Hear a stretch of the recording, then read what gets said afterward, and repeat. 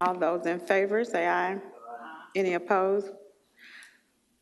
No opposition, and it is in the opinion of the chair that this motion carries with same night minutes. Thank you so much, appreciate it.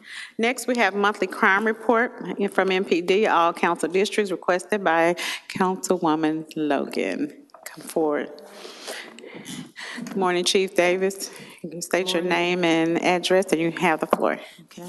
Sarah Lynn J. Davis, Chief of Police, 170 North Main Street, Memphis, Tennessee.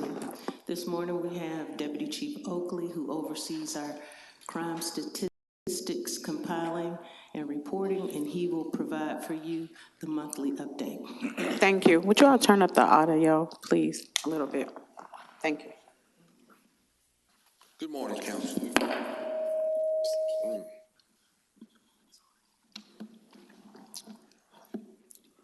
This is our end-of-month report for July.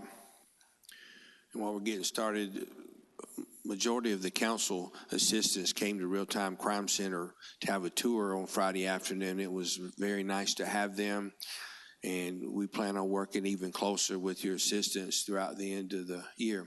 So this is our overall crime report. Keep in mind this includes drugs as well. We were up by about 700 from the month before this time last year. Okay. Top crimes by district. Theft from motor vehicle is driving our crime numbers as well as motor vehicle theft. So the property crimes is what's increasing our numbers in the city. Our third overall is shoplifting. Fourth is a violent crime, ag assault. But our violent crime is down this year. Our property crime is up, however, with the auto theft and theft from motor vehicle. District 1, you're down from this time last year. If you look at the top in aggravated assaults, your burglaries are down. However, overall, you went up 40. We have a new pie chart added this month. You see that our auto thefts and theft from motor vehicle are quite increased since this time last year. So good to know. If you look at our auto thefts in District 1, they've quadrupled. Hey, District 2. Good news, aggravated assault is down, so is our burglary. Overall crime went up like 98. Then your auto theft and theft of motor vehicle is up as well. District 3. District 3, auto theft and theft of motor vehicle are leading in yours. District 3 crime overall went up about 80. Good news, ag assault is down and your burglary is trending up, but it is less than this time last year.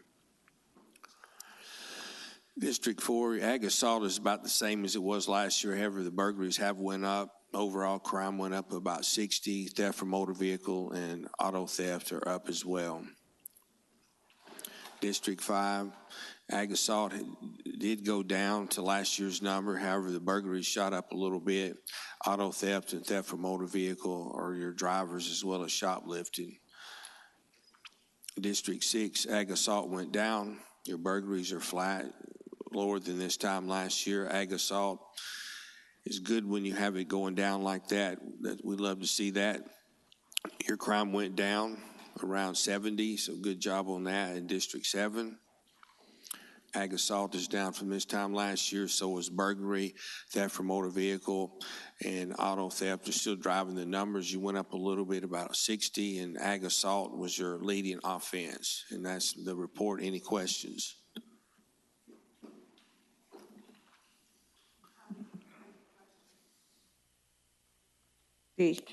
Anyone in the queue?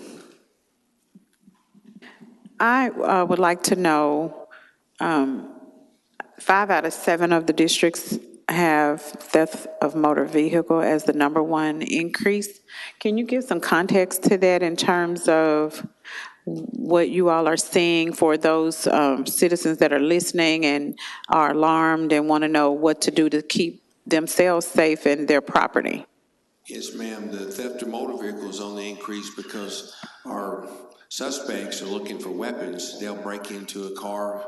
Most of the time they smash the window out. Sometimes the citizen will leave the car door unlocked but they'll leave a weapon in it. So about a quarter of our car break-ins result in a stolen pistol. So we encourage our citizens, one, do not ever leave a gun inside of a car or any other property, and two, always lock your car, get an alarm, etc., and park in well-lit areas if you don't have a garage. And then the other one is the auto theft. Kia and our Hyundai thefts have increased dramatically, and that's a trend all over the country. We have YouTube videos out showing how to steal a Kia and a Hyundai. So an older model Kia or Hyundai with a key ignition can be stolen rather quickly. The newer models with the push button start, however, cannot be. So we're encouraging all of our car owners to also invest in alarms, etc. Use a club on your steering wheel or a brake lock, aftermarket kill switch, something that would discourage our criminals from plaguing our citizens. Okay. Have you all noticed a pattern of time of day, excuse me, overnight, in the morning, and the evening? Around 10 o'clock to 2 in the morning for the 10 car to- break-ins, and then for our auto theft, sometimes it's a crime of opportunity, because we do have citizens that will still leave their cars running at gas stations and convenience stores just to run in and purchase something, and our suspects are watching and they jump in the car and drive off. So, but usually later at night. But auto theft is a crime of opportunity when someone is leaving their car running, and we definitely do not encourage you to jump out of the car and run inside and leave your car running unattended, because what we see is these criminals who are stealing these cars are using them for other crimes. So if we can slow that down, we're going to slow down our crime. We are making some good arrests. Our auto theft task force is out and looking for stolen cars and trying to prevent some of these thefts so we can get our crime back down.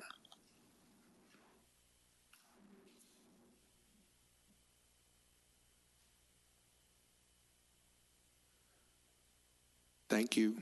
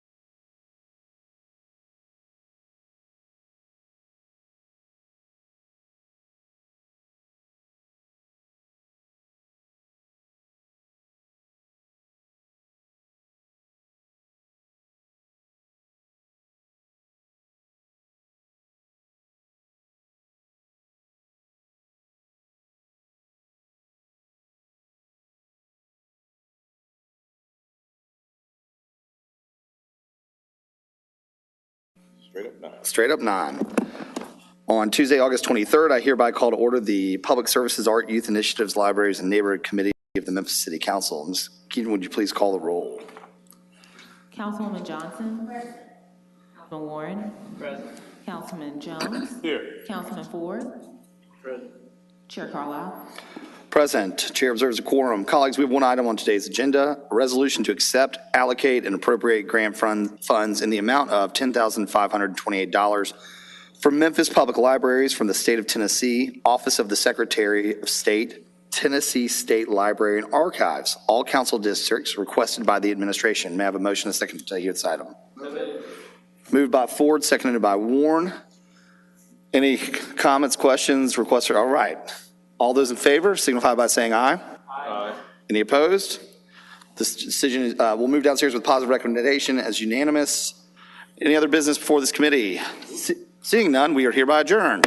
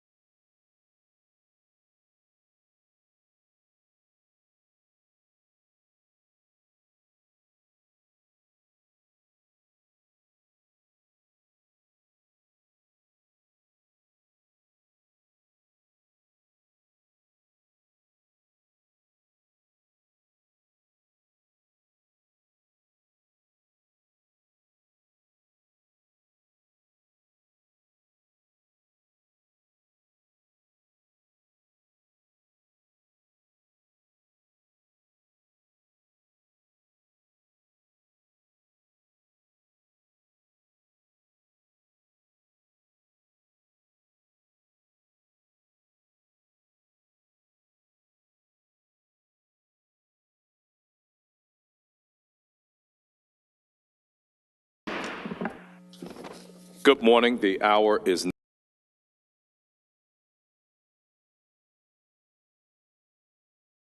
9:15. I would like to call to order the meeting of the Memphis City Council's Budget Committee. Ms. Owens, would you conduct a roll call, please? Carlisle. Here. Councilman Ford. Present. Councilman Warren. Present. Councilman Canali. Chair. Good morning. The Councilwoman hour Johnson. is Chair Jones. present. Colleagues, we have a couple of additions to this, and we'll just recognize them as they come forward. But on the printed agenda, we have two items. We'll hear those first and then hear the add-ons after that. The first one is a resolution to allocate funding to Crime Stoppers of Memphis and Shelby County. This is all council districts sponsored by Councilman Ford and Councilman Carlisle, and they have removed the request for same-night minutes. So at this time, I'll turn it over to either Councilman Carlisle or Councilman Ford. On the printed agenda, we have two items. Okay. Councilman Carlisle or Councilman Ford. The first one is a resolution to allocate funding to Crime Stoppers Thank you, Chairman. of Memphis and Shelby County. Over the last few weeks, we've lost a couple community leaders, and one of the things that has come to my attention, and especially through my colleague, my dear colleague, Councilman Ford Sr., is that, we focus a lot of times on crime as we look at intervention, we look at police force, we look at so many different things, but there's a lot of times is the victim services piece, and not everybody has the opportunity to afford some sort of incremental amount to help Crime Stoppers, to help lead to tips, which is often very helpful for investigations. And so a part of this is to support Crime Stoppers in an effort to help those who can't come up with the money for the lost loved one in victim services. So I would ask that you support this. With that, I yield the floor, Chair. Okay. Colleagues, any other comments about this? Okay. Councilwoman Johnson. To help Crime Stoppers, to help lead to tips, which is everybody's welcome for investigations. And so Okay, so anyone who's present that would not like to be a co-sponsor, would you please indicate such? Colleagues, I'm asking, I see that this amount is 25 from the legislative division's budget, but my question is, Councilwoman Johnson, what particular line item everybody's welcome. is this from a council budget that we'd be looking at? Okay, so anyone? It could come from professional services. It also could come from the police division. It could come from the executive budget in community affairs. I think all three of those could be appropriate. Excuse me, Chair. As you saw, there's not a request for same 9 minutes, so over the next 2 weeks, we'll solidify where that's coming from before a final vote. Okay, great. Okay. Any other questions on this item? If not, all those in favor, please signify by saying aye. Any opposed? This item passes. Next, we have a resolution to amend the council fiscal year 23 grant allocations, all council districts. This first item is sponsored by Councilman Smiley. May I have a motion on this item? Any other questions on this item? Okay, has been moved and seconded. So, colleagues, we have here this resolution, and I've identified, and what I'll do just for the public's consumption, I'll identify the items that Councilman Smiley has requested funding for, and that would be the Solid Rock Development Corporation in the amount of $4,000, $2,000 for the Modern Distinctive Ladies, Inc., and then $4,000 for the Harmonic South String Orchestra, Inc., for a total of $10,000. Ms. Owens, the only question I have, Modern Distinctive Ladies, have they, do you know if they've come before us or presented before for council? Okay, so what we'll, because we still want to hear for new grantee recipients, or have to hear from them, but Solid Rock, I want to say that they've come before us a couple of years ago, as well as Harmonic String Orchestra, South String Orchestra. So we'll approve this, but I'll make an amendment that Modern Distinctive Ladies, theirs will be contingent upon their presenting to council, and we can schedule that for the next couple of meetings. Okay. So that's done. Without objection to that. All those in favor of this allocation of $10,000 with as amended, please signify by saying aye. Aye. Any opposed?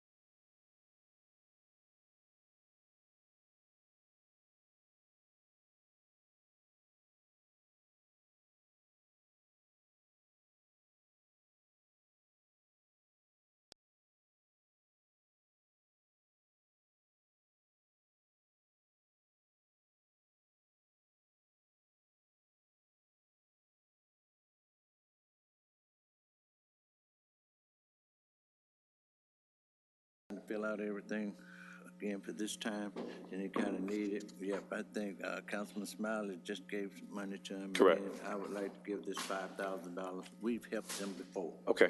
Okay. Okay. All those in favor, please signify by saying aye. Any opposed? That item passes. Next item we have is a resolution to amend the council fiscal year 23 grant allocations. This one is being sponsored by Councilman Covette. May I have a second on this? Correct. Well, we have a motion on this first. Okay, been moved by Ford, seconded by Canali. Councilman Canali. Any opposed? Sorry. That item passes. Thank you, Mr. Chairman. Without objection, I'd like to combine 4 and 5 because the grants are going to the same organization. It's a new ballet ensemble.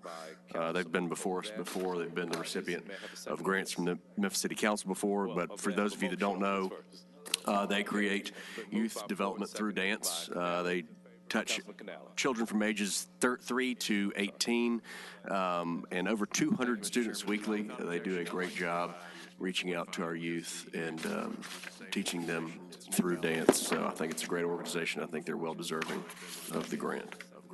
Okay. So with that, I'll move. Can we move them together? let's sort of keep them separate just because, you know, from an allocation standpoint, the allocation that you have and then the allocation that Councilman Covette has. So the first one will be for the allocation sponsored by Councilman Covette. All those in favor, please signify by saying aye. Aye. Any opposed? Okay, that item passes. And so if you would also move the one that's sponsored by you, Mr. Canali. Sorry, Mr. Chairman, I'd like to move number 5. Well, 4 was mine, actually. 5's Covette's. Okay. So the first one will But I'll move to 4. Is there a second? Okay. All has been moved and seconded that we approve an allocation of $8,000 for new ballet ensemble. All those in favor, please signify by saying aye. Aye. Any opposed? That item passes. Sorry, Mr. Chairman, I'd like to move number 5. And Well, 4 was mine, actually. 5's Covette's. is there any other business to, yes, I'm sorry, Councilman Warren. Is there a second? Okay. Have a time frame for when we want council to definitively dispense our funds for this year. Have we determined that as a group when we want to have all of our allocations allocated? Yes, that was part of the resolution that we approved what 2 is weeks ago. that That's date? March 31st. So we need to do all of this by March 31st of next year. Correct. Okay, thank you. Councilwoman Johnson. Council to definitively Microphone, please. dispense our funds for this year. Chair, for clarification purposes, is it not true all applications have to be in by the end of this month? Yeah, well, was it September 1st? Okay. September 1st, yes. Okay, so you may not disperse all your funds to those individuals, but no one else should be allowed to submit an application. So I don't want anybody to get the wrong impression that they can come in up to March Right. submitting the application. So I would just say, maybe for clarification's sakes, the March 31st applies to us, if you would, as far as making the disbursements of people that have already come before us. But as of September 1st, we would no longer be accepting applications for these requests. So 2 different dates and sort of 2 different applications. The first one of being September 1st applies to the general public and making applications to us. But we have until March 31st to make the recommendations on the organizations that have already come before us and been approved to make allocations to them. But as of September 1st, we would no longer be. Everybody clear on that? Okay. Is there any other business to come before the Budget Committee? If not, this committee meeting is adjourned. First one of being September 1st.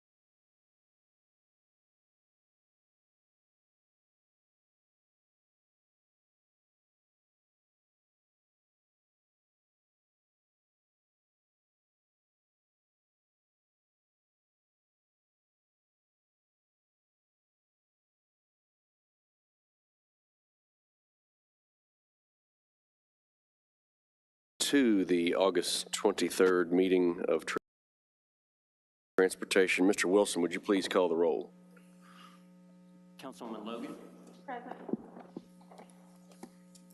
Councilman Jones? Here. Councilman Warren? Present. Councilman Ford? Present. Councilwoman Johnson? And Councilman Smiley? To the August 23rd meeting of And Chair Canale? Here. Chair observes a quorum. Colleagues, we have 3 items on the agenda today. We are going to hear item 1 first, item 3 second, and item 2 last. Ms. Malden. First item is a resolution to approve transit service to West Memphis, Arkansas, all council districts requested by MATA. I need a motion and a second, please. Here. Chair observes. Moved by Warren. Colleagues, we have 3 items on the agenda today. We are going to hear item 1. Seconded by Johnson. Item 3 second and item 2 last. Who's going to speak on this? Both of you? Okay. First item is you have the floor. To approve transit service to West Memphis, Arkansas, all council districts. Chief of Staff, Memphis Area Transit Authority. Good morning. And I have a slide that, okay, great. On the agenda today, we are going to hear item 1. Seconded by Johnson. So the city of West Memphis has requested that MATA provide a new on-demand public transportation service to the city of West Memphis. We are before you this morning as a procedural requirement that we get approval from the mayor and the council before operating said service. MATA, as some of you all may already know, is the designated recipient for federal funds from the FTA for the urbanized area. And that area includes West Memphis. So we do have an obligation to provide and fulfill the goals of being a regional public transportation provider for the greater Memphis area. And so this is in line with the goals of the organization to be a regional transportation provider. And so I'm going to ask Mr. John Lancaster, our Chief Development Officer, to kind of go through the fast facts about this service. As everybody may be aware, MATA's operated this service in the past for West Memphis from about 1999 through 2018. We provided fixed route service over there. And again, with this arrangement, we're looking at offering a new microtransit on-demand type service. The city of West Memphis will be responsible for paying for all of the operating costs, all the local share of any capital costs, and it's going to be a new zone that will serve essentially the whole city of West Memphis. They've got a lot of new development. They've got a new hospital over there that needs service. They've got a new casino, and the service will actually also connect here at the William Hudson Transit Center here in Memphis. So that'll provide a direct connection for Memphians that want to go to West Memphis or West Memphis residents that want to come over to the city of Memphis. We will work with the city of West Memphis to determine a fare for the new service. The MATA board will have the right to actually approve that fare. And again, we're going to use a new technology provided by VIA, which is a worldwide company that provides on-demand transit technology and services. All the new vans that will operate over there are going to be 100% ADA accessible for persons with disability. And again, we're going to work with the city to co-brand the service that will have both MATA's logo and the city of West Memphis so that people in Memphis can differentiate the service between what goes to West Memphis and what is here in the city of Memphis. And we'll make certain that the new service will not impact the service that we deliver here for Memphians. The service that will be operated by VIA. If you recall, VIA is the company that is operating the Groove on Demand service, which is also a partnership with the Downtown Memphis Commission. And so we believe that by partnering with VIA on this service, this will also help our efforts to create seamless mobility between the two different systems. So the MATA board did pass a resolution on July 26th. Approving the new on-demand service contingent on your approval. And of course, while the city of Memphis is not responsible for the cost or operation of this service. The city's charter does require a procedural approval from you all in order for us to operate the service. But again, we want to reassure you that the money that you all have allocated for the operation of MATA in the city of Memphis goes to operate service in the city of Memphis, and that West Memphis will be responsible for any costs or match associated with operating the service in West Memphis. So we'll entertain any questions that you all may have at this time about this item. But again, we want to reassure you that the money. Colleagues, any questions?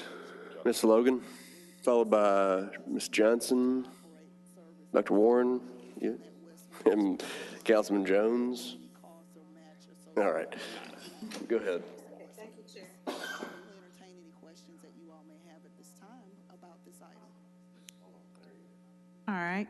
So did I hear you say that we are required by law to provide service, this service? Followed by Ms. Johnson, Dr. Warren. Required by law, but MATA is the designated recipient for all federal funds. So any federal funds that flow to this urbanized area comes through Memphis Area Transit Authority.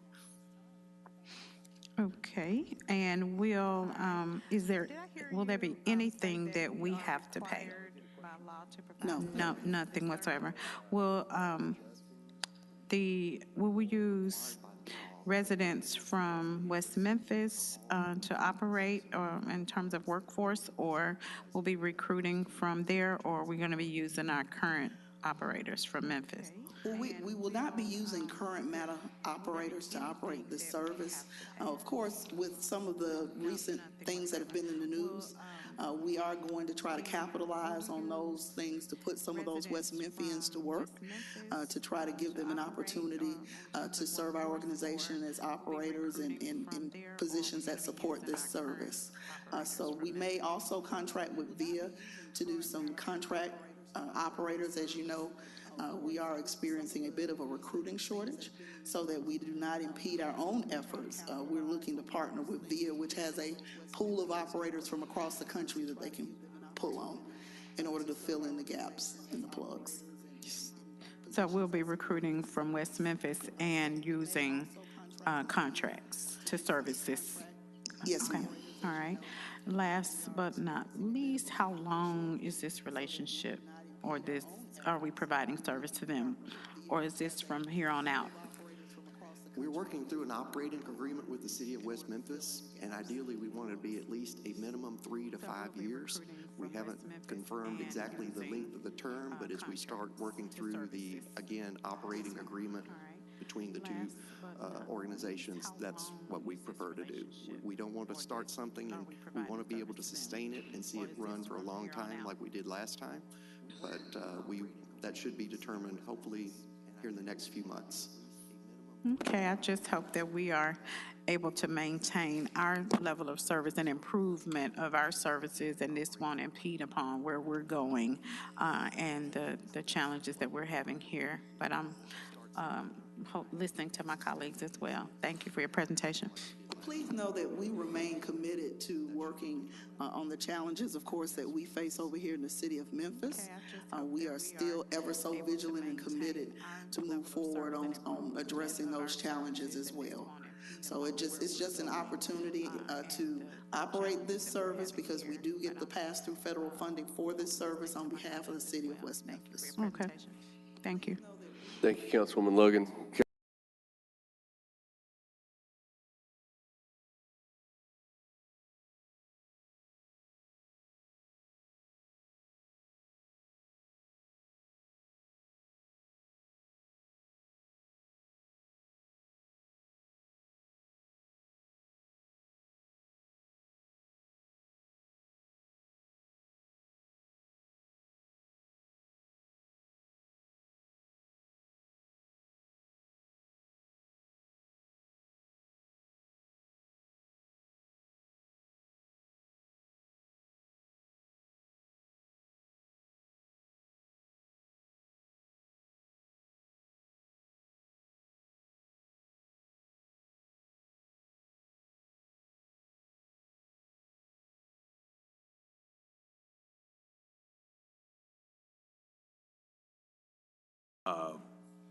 where we want to be operating is a challenge for me to support. I'm just one vote on this, but I think we've just had too many operational issues that we hadn't quite fixed for Memphis, and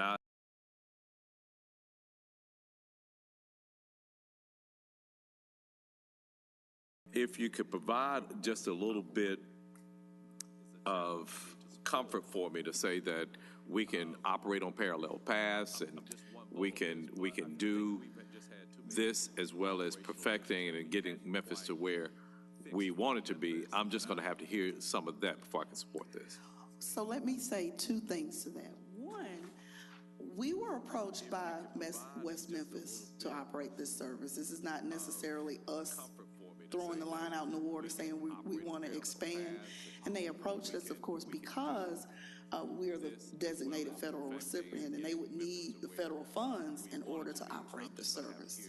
So that's the technicality of it. But I completely understand where you're coming from. And that's one of the reasons why we made the decision to go with a contracting entity to contract the service.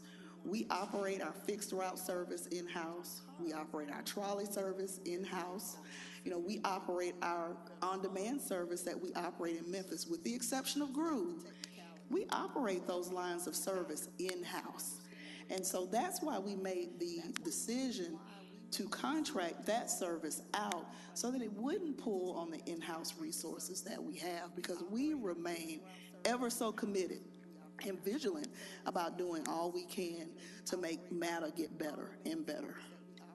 And Carl, I might add, we're essentially duplicating what we do with Groove On Demand service. It would utilize about 6 of these transit vans, so it's a relatively small start, and really should not tax us too excessively.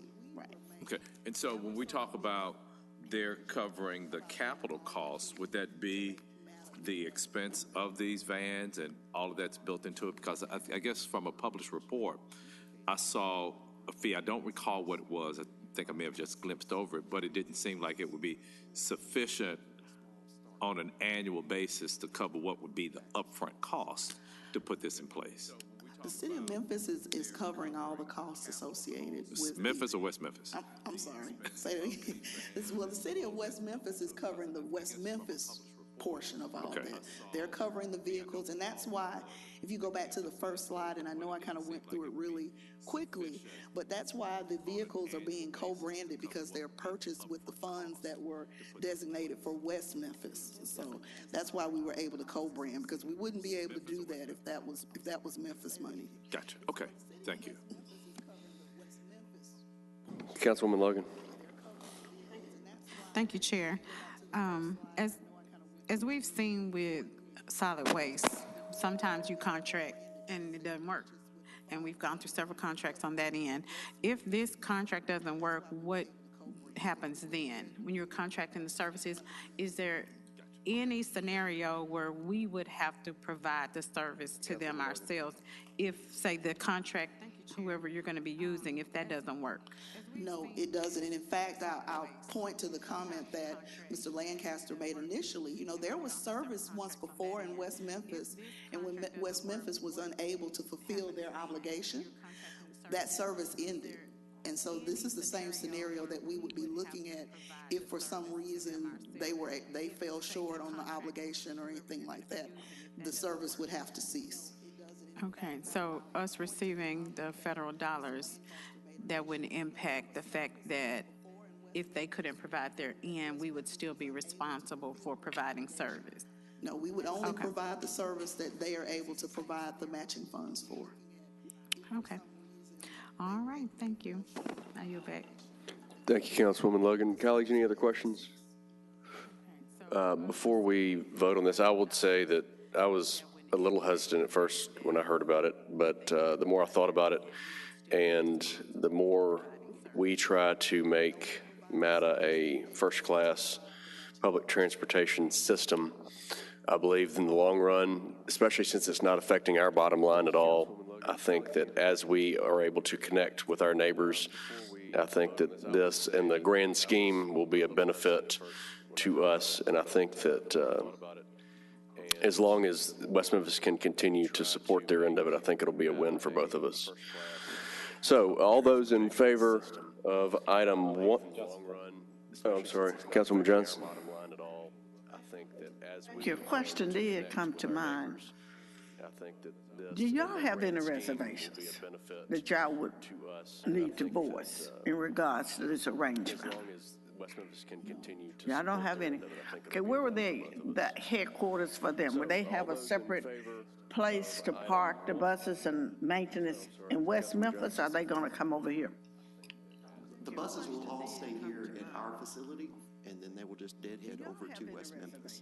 So we'll retain possession actually of the vehicles and the operations. All the maintenance would take care here in Madison. And again, y'all going to be a West Memphis for maintenance? Yes, all the operating costs and all the capital costs, all the local share is the responsibility of West Memphis. Okay, that was my question. I mean, it has to be some negative, some kind of way in this arrangement. We need to be aware of it. We see it actually as an opportunity, again, to take one step forward towards offering that regional transportation system. It's an opportunity for the citizens of Memphis as well to have connectivity to opportunities over in West Memphis as they are building and expanding, just as it is an opportunity for West Memphians to come over and spend a little money in Memphis as well and earn a little money in Memphis. So I think it's a great opportunity to on both ends, we believe.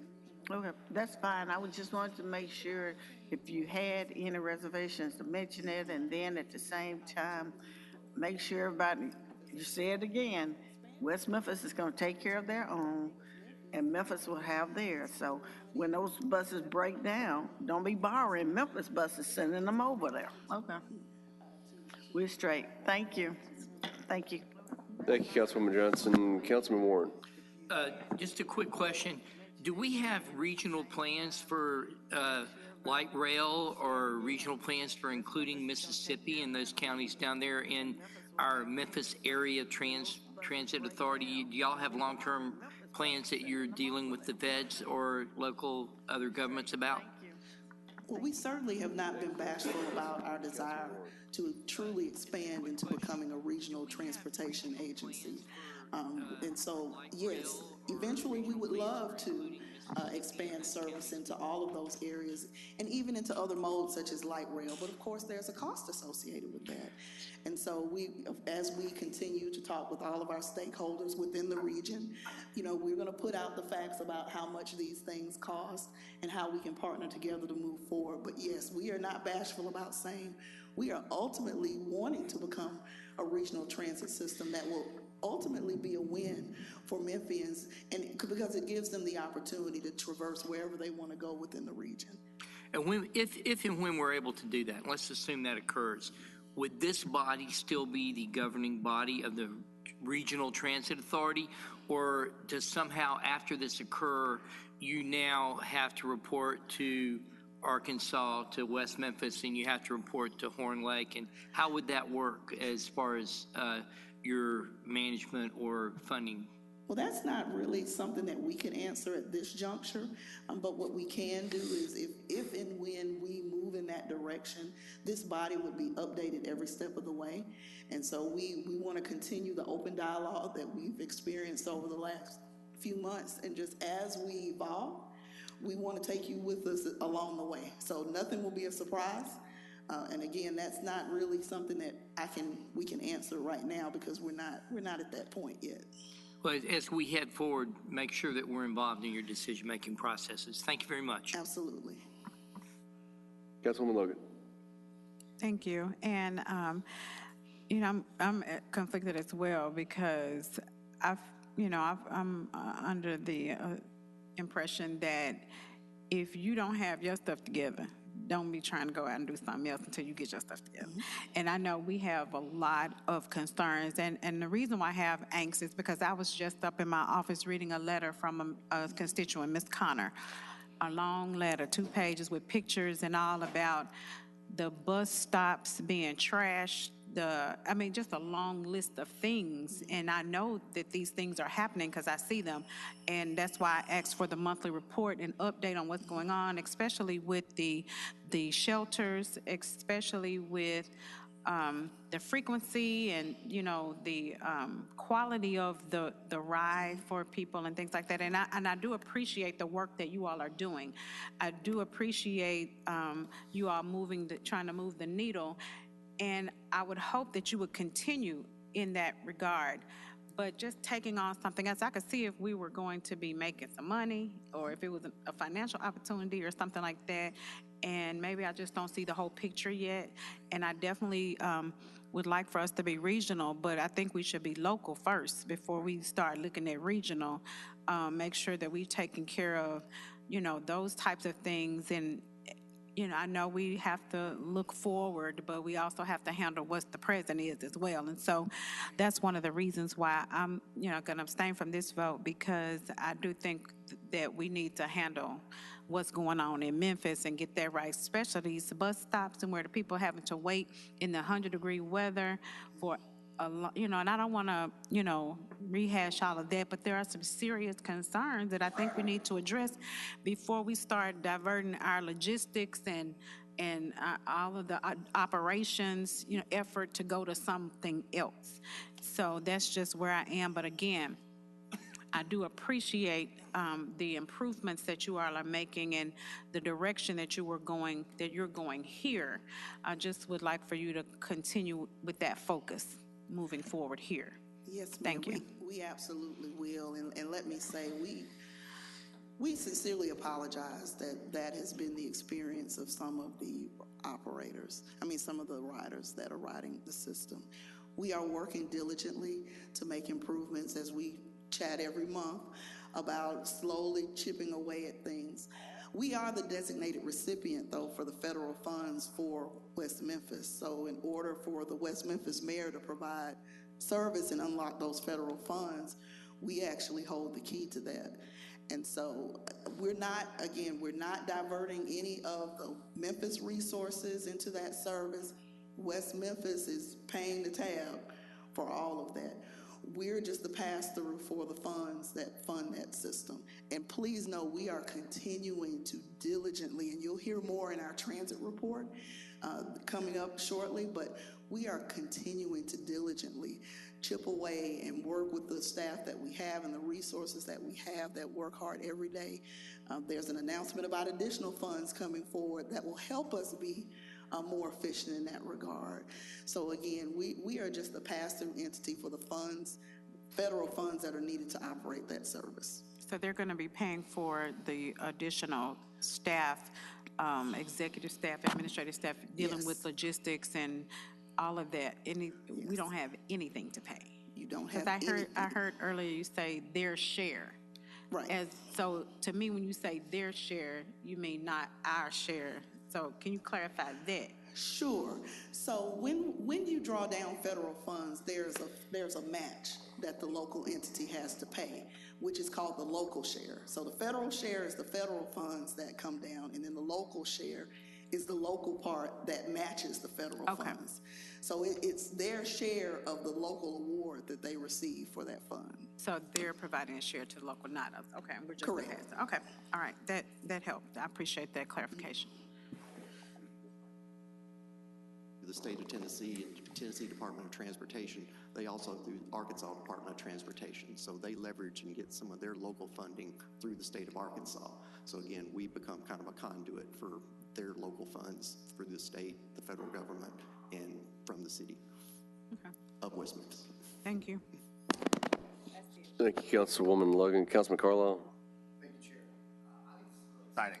We're a regional economy, whether we like it or not. There's a massive casino hotel that's looking for thousands of jobs that could employ dealers, waiters, servers, back of house. There's a logistics industry. And again, while we want as many jobs here in Memphis, it goes both ways. There are jobs here in downtown that people don't have access to. And so the ability to get employees to and from West Memphis is beneficial to the city of Memphis, period. I'm glad that it's a federally led program and West Memphis has their local match, but this is going to be beneficial to our region. I know that we just had a big jobs report come out, and everyone's touting the Memphis jobs, but it's really, if you read it closely, it's Memphis area. And so it's important that we are giving access to people to those jobs, and this is one significant piece to that. We don't want people that are looking for a job over at Southland to lease a car that they shouldn't be leasing for, that doesn't make financial sense for them just so they can get to work. If we have the opportunity to get people to and from on MATA, we have to look at it as a holistic region. So this is very exciting. When is the assuming you get the appropriate approvals, when will the implementation of this take place? This is wanting this to happen soon, but again, it's going to take some time. We still got to work through our legal operating agreement. The fair needs a public process as well with the city of West Memphis and here locally, anything we do that respect. We also have to work this through with VIA and again, making sure that they have operators available to staff it. We actually have the vans available today, so the branding of that can happen relatively quickly, but it's still going to take 2 or 3 months at best. And we have already conducted one job fair over in West Memphis, and we plan to do other job fairs just in general. So we'll have employees that will be available to work through this service. Fantastic. Well, I wish you the best. Everybody loves a good public meeting, so put your patient pants on. Chair, I yield back. Thank you, Councilman Carlisle. Clay, will you call a voice vote on this, please?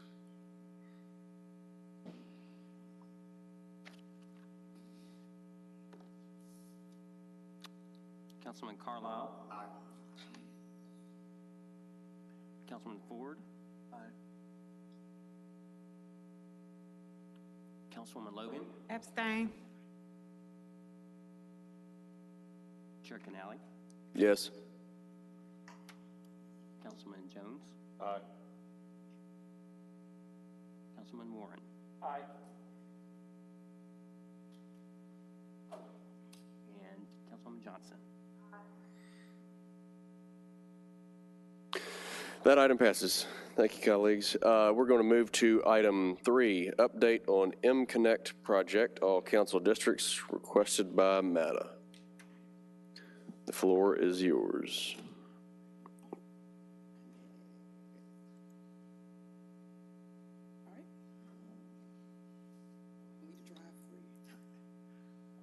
Good morning, thank you.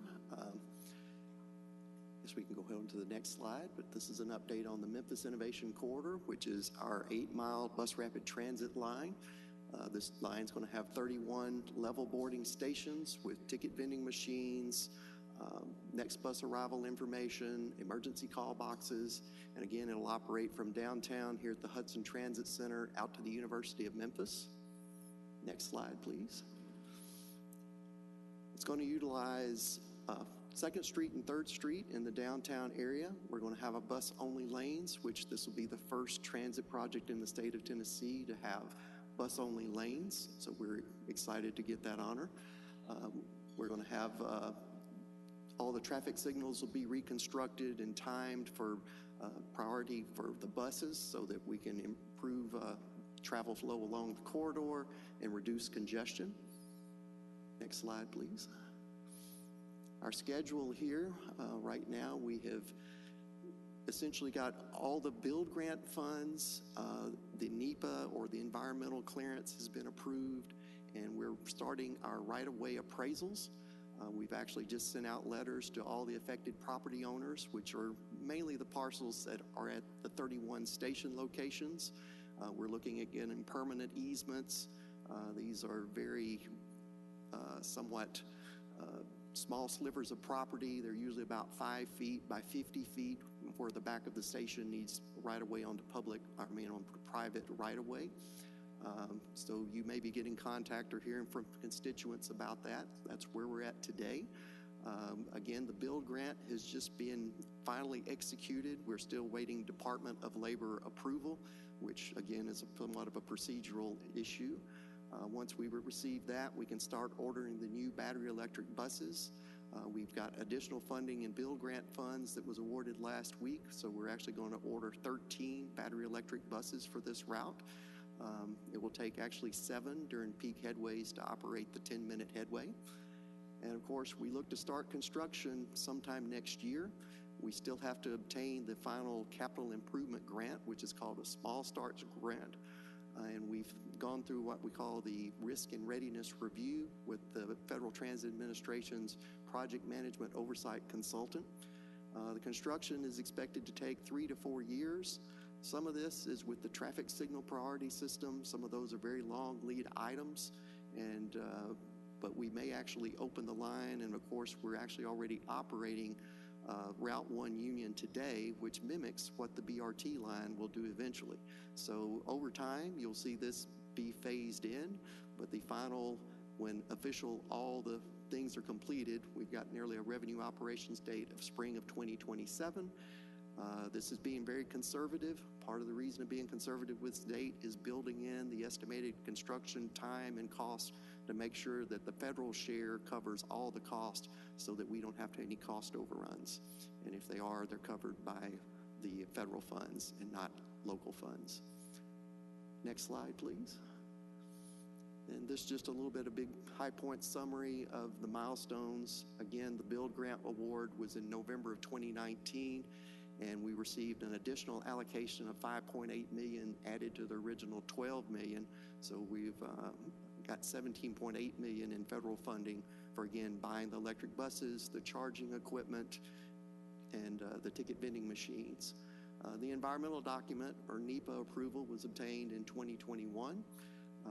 We were published in the Federal Register for the project, essentially getting federal approval in January of 2022. And of course, today we have just started the right-of-way appraisal process. And again, we hope to have the line completely operational by the spring of 2027. Thank you, Mr. Lancaster. Colleagues, any questions? Yeah. Councilman Jones. Thank you. So I'm thinking about the BRT, and I know it's connecting downtown to the University of Memphis. Is that going to be Poplar and Union, or just Union just until we get to that past Hollywood where it sort of empties into Poplar? So I'm just trying to get an idea of what that route will be. Right, you're exactly correct. At Union, it turns right essentially onto Poplar Avenue for that last block past Highland. And then it'll actually take a right turn off of Deloach onto the University of Memphis campus. And that's going to be our terminal station there with, actually we'll probably have the electric chargers there at that location. And then it'll make a right on Central Avenue, back up to Highland, and then back down Poplar and Union, there at that where Walnut Grove, Union, and Poplar come together, and Union all the way back downtown. Okay, and so when we look at Union Avenue in 2027, after construction is complete, we are essentially, am I correct in saying that we're going to have it one lane just exclusively for buses on Union? No. Okay. It will be shared on all of Union and Poplar. The only bus-only lanes right now are on 2nd Street and 3rd Street in the downtown area. Okay. And essentially, too, all of 2nd and 3rd Street becomes kind of a transit mall because most all of our other bus routes connect through the downtown area. So it becomes a transfer area for all of our bus system and network. Okay, thank you. Thank you, Madam Chair.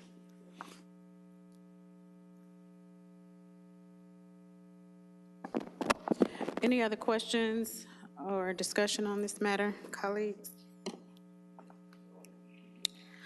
All right, thank you for that update. Next on is a monthly update from MATA, including update on plan for bus stop improvements. All council district requests by Councilman Canali and Councilwoman Logan. You can go right ahead with your presentation.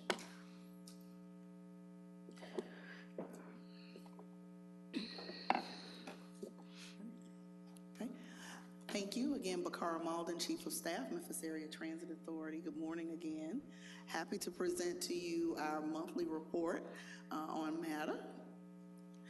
The biggest news, of course, is the $76.3 million in grants that were recently awarded by the FTA.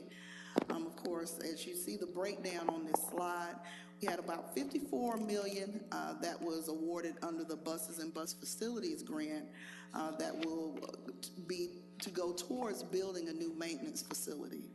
and then a little over 22 million under the low and no emissions grant that will go towards the funding of as many as 16 battery electric buses and the infrastructure that goes along with that. So we're really, really excited about that. And of course, hopefully by now you've received information. Congressman Coyne was very, very instrumental in advocating for this funding for MATA. We are blessed to have a great relationship with Congressman Coyne, and we have had him at our facility, and he understands the needs that are at that facility. And of course, we welcome, if any of you all haven't been to our facility, we would love to have you come and see some of the needs. Unfortunately, our foundation is sinking and has been for several years. And so we've been advocating for funding to address those needs. And we are so appreciative to the FTA for awarding us grants for that. And of course, the federal administrator, Nuria Fernandez, will be joining Congressman Coyne in having a discussion about these grant awards and what they mean for the city of Memphis and for the overall region, because this is a big deal. I will say that Memphis received the largest grant award in the country for an agency of this size. And so everybody wants to know what do we have going on in Memphis so that they can try to copy what we're doing. So we hope that if your schedule will allow, that you will join us tomorrow for the press event that will start at 11:30 with the federal administrator, Nuria Fernandez, and Congressman Coyne. Moving into our standard report, we're continuing to show the labor needs that we have by category. And of course, unfortunately, the story has not changed. We are still trending in the wrong direction in terms of hiring and recruiting qualified staff to fill our positions. So we are having to work smarter in order to pull out and fill the needs that we have. And so we want to be transparent about the needs that we have in terms of staffing, but I also want to talk about some of the things that we're doing to fill that gap in the interim. Our ridership rankings, our 42 Crosstown for the last 30 days has actually been the route that has the highest ridership, followed by the 36 Lamar and the 50 Poplar, which those three kind of trade places throughout the months of the year. You'll see those three kind of dance around and stay among the highest ridership routes. And of course, our lower ridership routes are the airport, Perkins, Central, and 34 Central and Walnut Grove. And we're introducing a new chart this month that kind of shows our ridership amongst all of the modes that we have.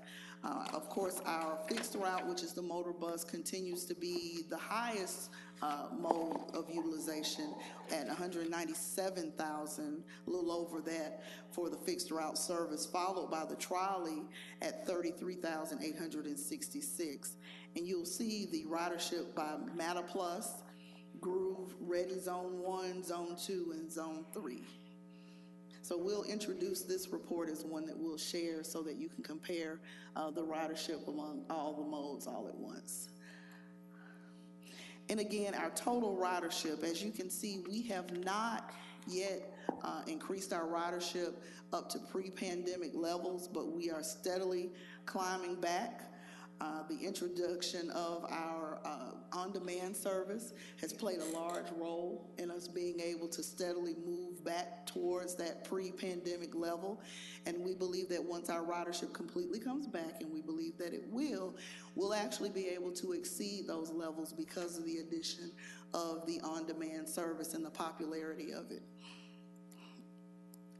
Also, this is the ready ridership for Zone 1. As you see, it continues to perform very strongly, very, very strongly, with 8,982 boardings to date, followed by Zone 2 at 1,001, and Zone 3, 360.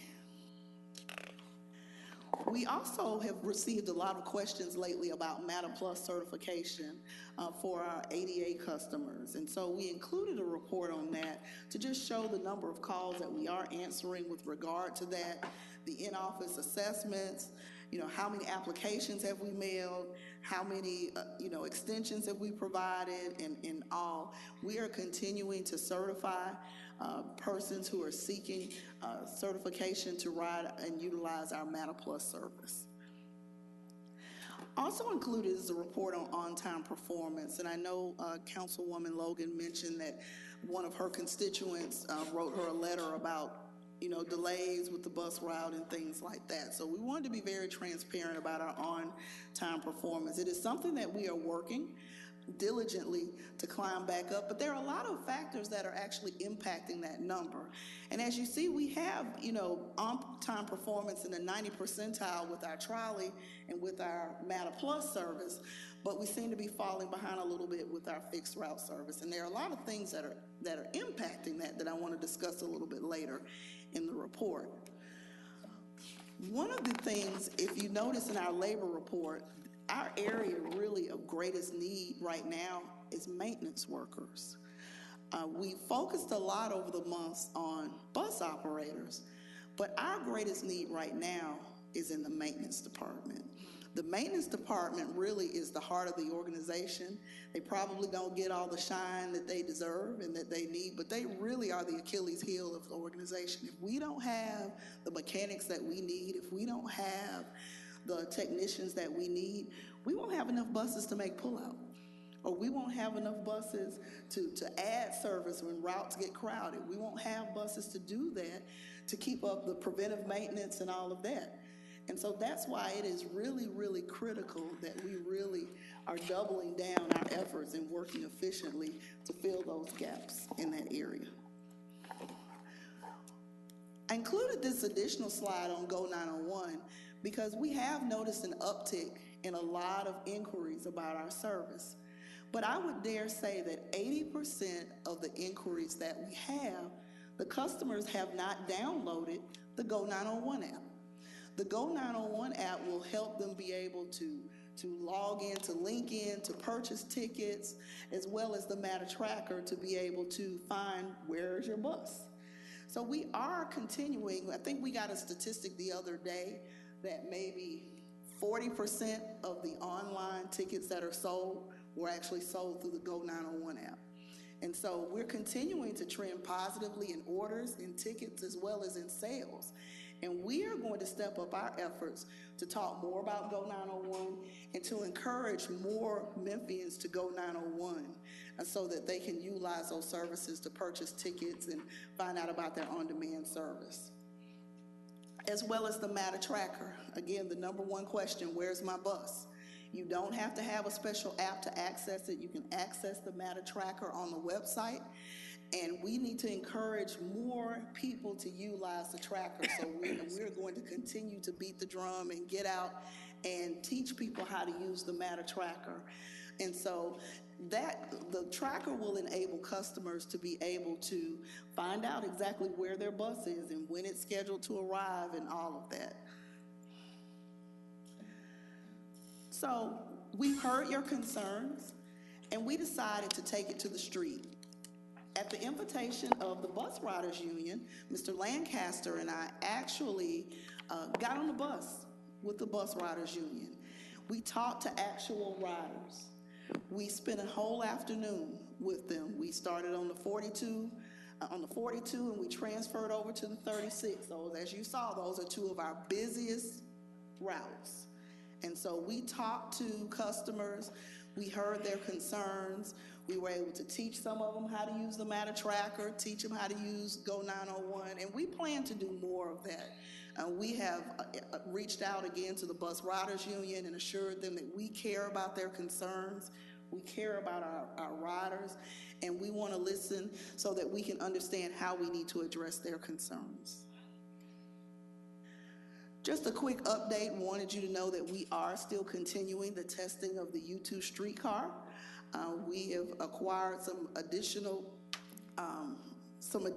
cars that we want to test to make sure that they will work in our system. And so that testing period continues. And so we are racing steadily, and I will be excited to provide you updates as I get them if we're getting any closer to being able to run those new cars in service. I know, Dr. Warren, I know you're very interested in seeing that.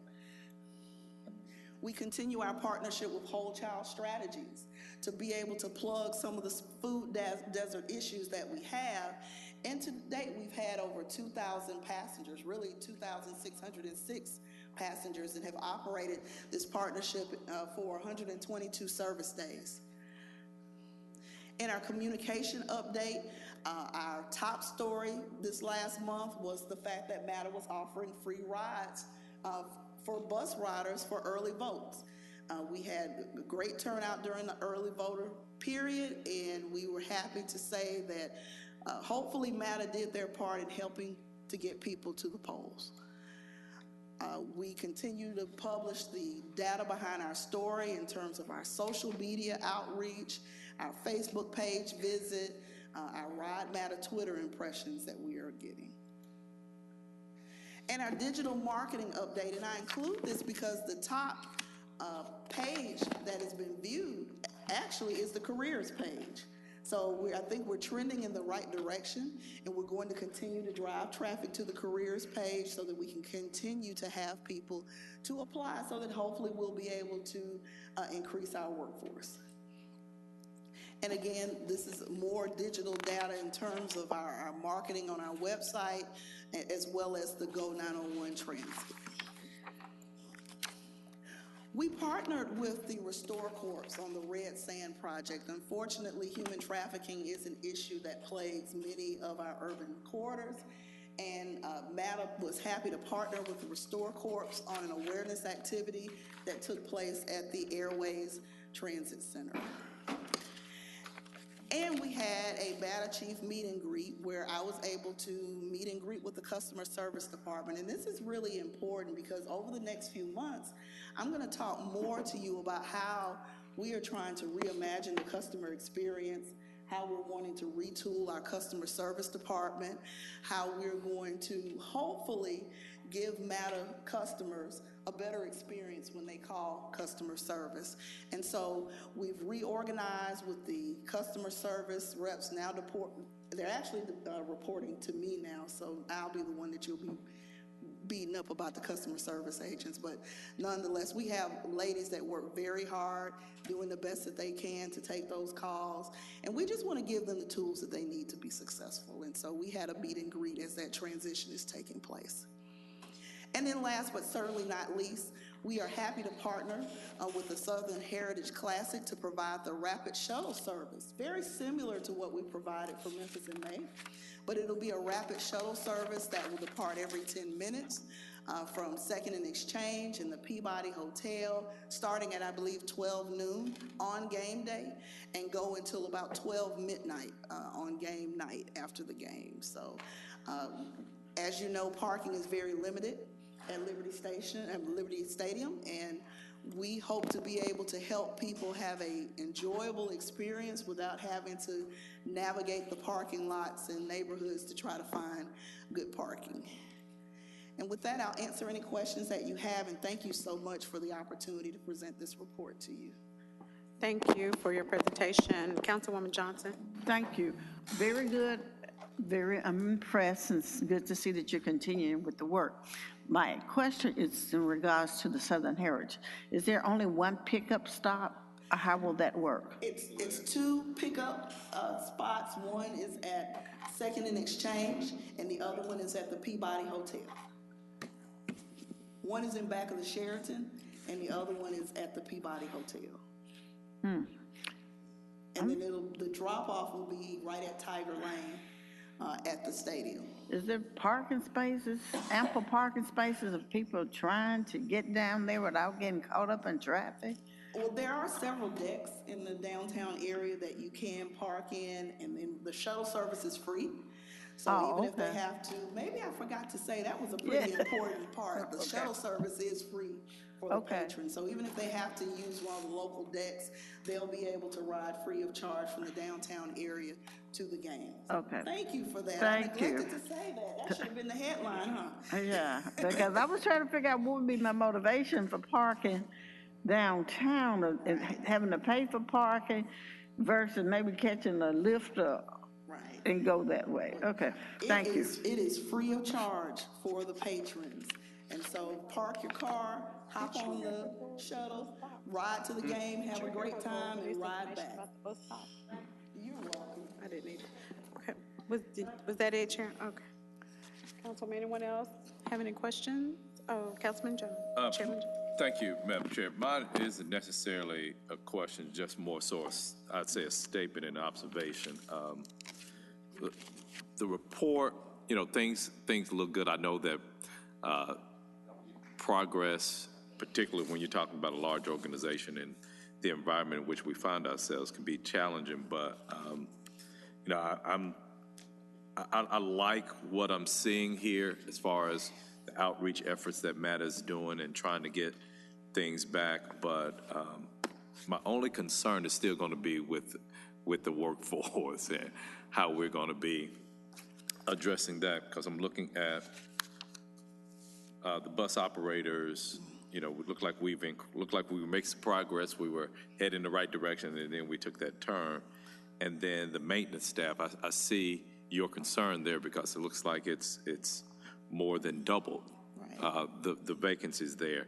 Has there been any other discussion about maybe having some in-house training? And one of, as you talked about the new facility and then the electric buses, I would imagine that there would be different skills that someone would have to have when they're repairing these new electric buses versus the diesels that we have. So, you know, just maybe any insight that you can provide on a HR standpoint to address these concerns. Well, a part of those grant funds actually cover workforce development. Okay. That is a portion of that grant, and we are excited because we believe that this new facility will actually be a recruiting tool for our maintenance department to be able to work in a new state-of-the-art maintenance facility, but it will also allow us to do things more efficiently. I mean, as you might imagine, on a flat surface, it's going to be a whole lot easier to pull buses in and out, to handle certain preventative maintenance things with newer equipment and whatnot. And so we're looking forward to being able to be more efficient, to be able to turn preventative maintenance around, to be able to attract more people to come work in a state-of-the-art maintenance facility. So we're encouraged, and we are very excited about it. So the fact that matter currently sits on a landfill is presenting some challenge. The sinking buildings is... It okay. does. It does. I'm being facetious, but yeah, I understand. Would love to show it to you sometime. Oh, no, I've been out there. I went out there when my first couple of years, and it's just amazing that you all are still out there. But if you're able to join us tomorrow, I will dare say that the plane to go up into the maintenance facility is probably greater than even when you saw it before. Okay. Well, yeah, I'll be there tomorrow. But keep up the good work that you all are doing, Ms. Baldwin. Thank you.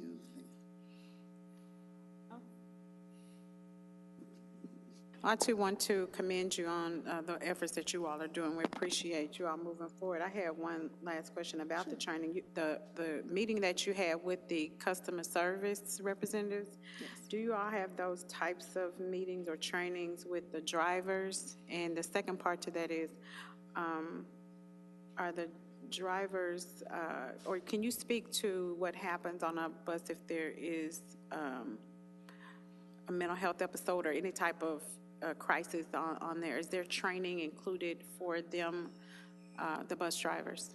They do receive that training, and we actually have more training in the works. COVID really impeded a lot of our efforts to be able to gather up our workforce to be able to disseminate information. We've started doing on some other things like new technology we're bringing in. We've started trying to do town halls to see how effective that would be. And so we're working through that process now, but we are actively engaging. Like that, just by having that interpersonal relationship. But we are working on adding more training in over the next year. Okay. Break room and just talk to the operators. Just have that engagement. And so he has challenged us to do that. And so we have been able to really turn a corner on a lot of things like that just by having that interpersonal relationship. But we are working on adding more training in over the next year. Okay. Well, thank you so much. We appreciate that. Thank you. Nothing else? No other comments or questions?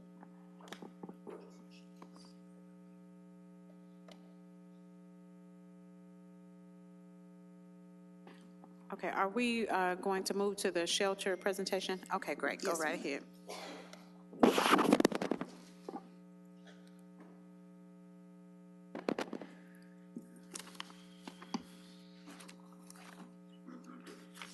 And I will turn it over to Mr. Lancaster for that part. Thank you, Makara. You can go to the next slide.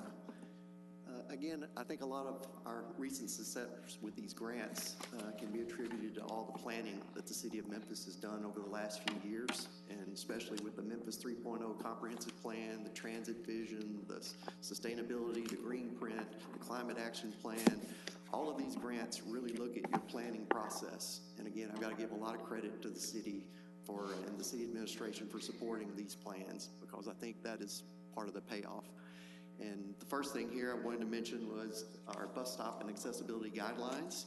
This was developed through a partnership with the Memphis Metropolitan Planning Organization. It was actually done back in 2017, and it was adopted by the MATA Board of Commissioners.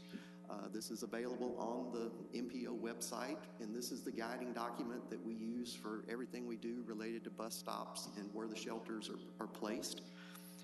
Again, the reason is to prioritize the process for where the amenities go and to better allocate the resources in an efficient manner.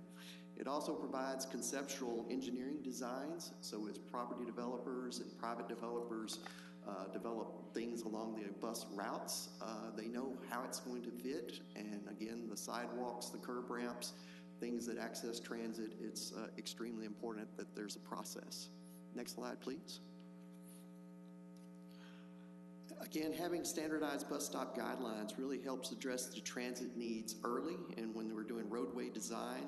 And again, it leverages the investments of private developers, and it helps prioritize our agency investments. So again, we have good cost estimates for knowing what we need to do, where we need to do it, and when. Next slide.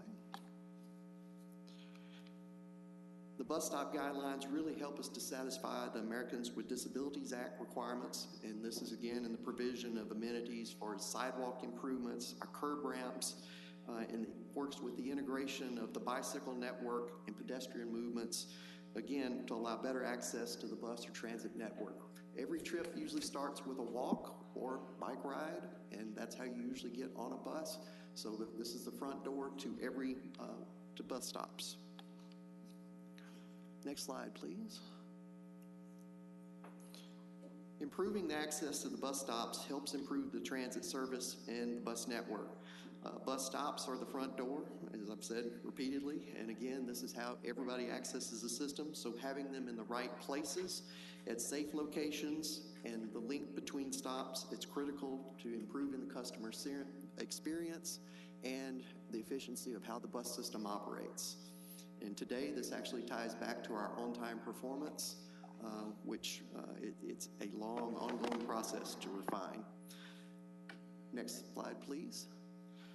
In the development of the bus stop guidelines, there was a lot of public outreach, all to, again, public agencies, city engineers, the private developers.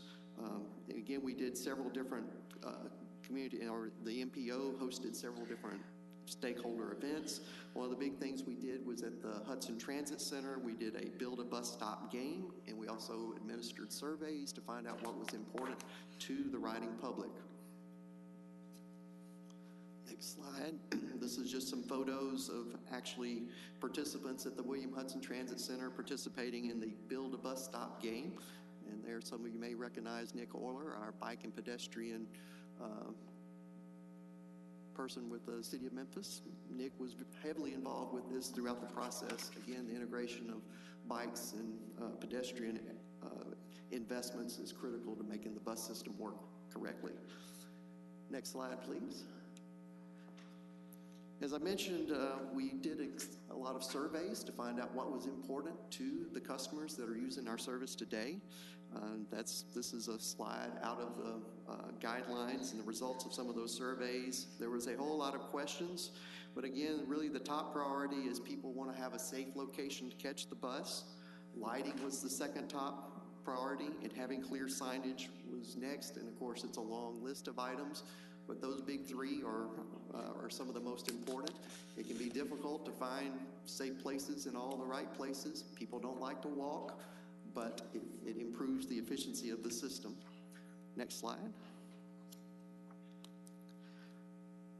In the development of the guidelines and shown in this chart, we looked across the nation at other agencies that have good, efficient systems and bus stops, and this was used to develop these standards. And as we see here, it's divided by route types, for key corridors like our Route 42, Route 36. Those are main arterial routes that carry the most people. And again, looking at different, whether you have high density areas or low density areas, it affects really what should be the stop spacing. In general, it's about 900 to 1,000 feet is the optimal spacing. This usually works out, it's less than a quarter of a mile. 1,300 feet is about a quarter of a mile, which for most people is about a 10-minute walk. So it range, usually you're saying from about a 6 to 10-minute walk to get to a bus stop. Next slide, please. This was a little bit of an analysis that we did on our Route 1 Union, which will become our bus rapid transit line. And as you can see, right now there's about 155 stops. That's both directions, going outbound and inbound. So that works out to an average spacing of about 636 feet between each stop. Again, the optimum, and it's in our guidelines, is about 1,100 feet. So we're under that. But again, we need to eliminate some stops. When we looked, at our plan changes and what would be acceptable to be the guidelines, we really should probably reduce some of the stops. More like 90 stops would be more the optimal. And as we move to the bus rapid transit, it's actually going to go down to 31, which is just under 3,000 feet per stop, which is about a third of a mile. And again, this is what works out to be the most efficient way to operate the bus system. Next slide, please. In the bus stop guidelines, there's actually a cost estimate that was developed to bring all of our stops and shelters up to what we would want as an acceptable level or standard. And as you can see, that bottom number was $68 million. And of course, this was developed in essentially went in effect in 2017. We've had the pandemic, but we've been, investing in our bus stops and our curb ramps and sidewalk improvements. We actually leveraged quite a bit of funding to improve a lot of the curb ramps through the City of Memphis bus stop improvement program. So we've invested a lot of money leveraging other funds to do a lot of this. We're now focusing on the shelters, and the last piece of the puzzle will actually be a lot of the bus stop signs. But there's a long process in doing this through time, and we are slowly progressing through it. Next slide, please. Again, in the guidelines, there is a criteria for a bus stop improvements. This is a scoring mechanism that we look at. The primary thing is the boardings and alightings, how much activity is at that stop. The next criteria really is it a transfer location where two route connects, or is it near medical or educational facilities where people frequently need to visit. So by going through and using this process, we're trying to help ensure that all of our amenities are distributed in an equitable fashion in a very cost-efficient manner. Like we say, everybody would like to have a nice bus shelter at every stop, but our previous funding could not provide that. We have over nearly 4,000 bus stops in our system. Again, we cover 300 square miles, so that is a lot of stops to keep up with and maintain. Next slide, please. This is another kind of analysis looking at the Route 1 Union to see how the bus stop utilization works. The bus stop guidelines really breaks down what we call high volume stops, which are greater than 75 boardings on a daily basis, and low volume stops, which have less than 74. And also looked at how many stops do we not have any boardings. And as you can see from the percentages on the right, we only had 2 stops today on the Route 1 Union that has over 75 boardings a day. And again, currently our ridership is down from the pre-pandemic levels. So as it comes up, these will probably get higher. but the largest majority stops are less than 74. Most are really actually less than 10 to 20. And of course, we've got 32% that had 0 boardings. So a lot of these with 0 boardings, we're going to look at eliminating. And of course, as we do that, we will be hearing from constituents and complaints, and I'm sure your office will get a lot of these too, but it's something that we kind of have to do. We still have to look at the spacing, and there still will be stops that we will have just because we need one in that area. And as a new business or something locates, there may be a demand for boardings there that's not there today. Next slide, please. As many of you may have seen, all of the old Lamar outdoor advertising shelters have been removed. Again, the contract expired. There had been an existing advertising contract with Lamar Outdoor. Their company changed name over the years since the early 90s. So many of these old bus shelters were 20 to nearly 30 years old. And of course, the advertising revenue was not enough where it was in their best interest to replace the shelters. So it was a long-term, slow, gradual decline. So we made the decision here in July 2021 to terminate that contract, and part of that was a requirement that they remove all of their shelters. We still have some MATA-owned shelters, and so what we've done is we began a process of replacing where the Lamar shelters were that had a sufficient level of boardings with our new Toller-type bus shelters that were really picked out by the MATA Board of Commissioners back a few years ago. We decided on a standardized size to minimize graffiti, but still give an adequate level of protection from the elements and something that could be easily maintained. So again, this is an ongoing process, and we are working towards that goal, and will be. And with the additional funding that we're receiving, hopefully we can accelerate that process. Next slide, please.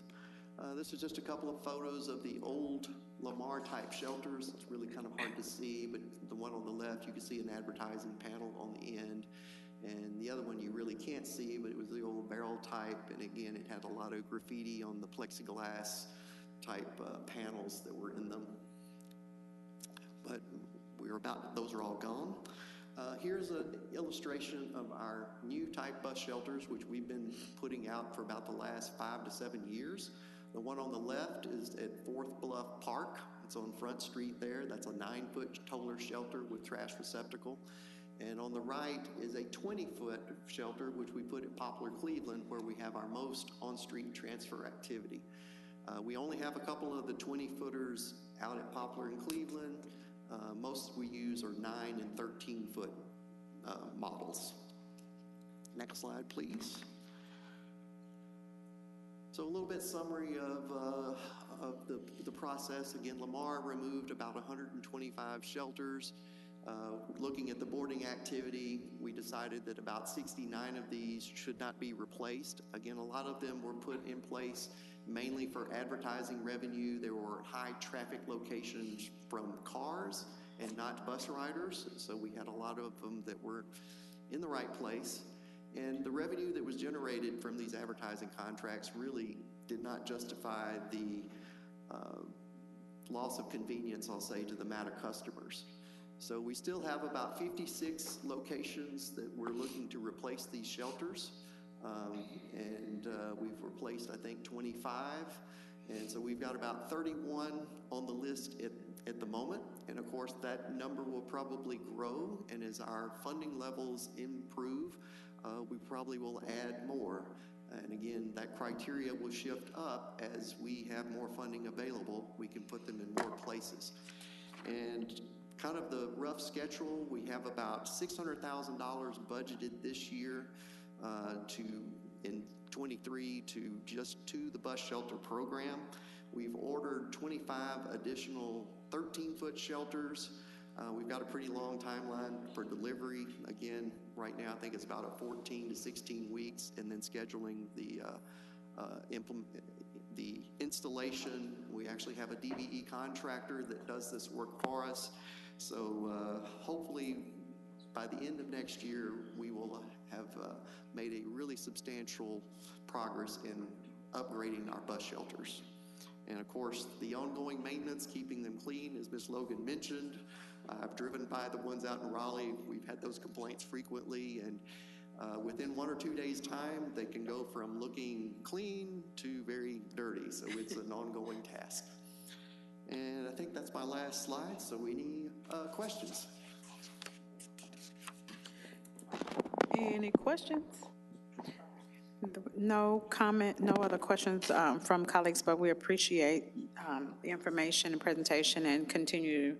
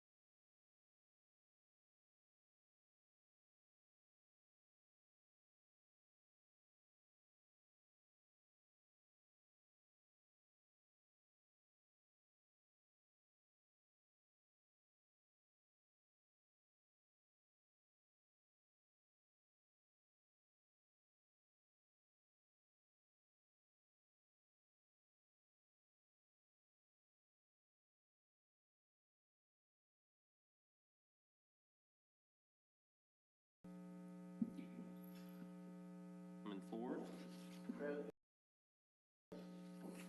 Councilwoman Logan. Present. Councilwoman Robinson. Councilwoman Johnson. And Chair Warren. Present. First item on the agenda is a resolution to accept and amend by appropriating the budget, expenditure, and revenues for a division of HCD weatherization programs FY 2022 Low Income Home Energy Assistance Program Weatherization Grant Amendment, LIHEAP WX-20-03 Amendment Number 2, in the amount of $603,676.18. This is all council districts requested by administration. Administration, you have the floor. Thank you. Hi, good morning, everyone. Mari Albertson, Deputy Director for Housing and Community Development. This is just a request to appropriate and accept an additional amount for our weatherization program that we have been operating for several years. I also have my colleague Chad Bowman here, who's the manager of that program, if there are any questions for the committee.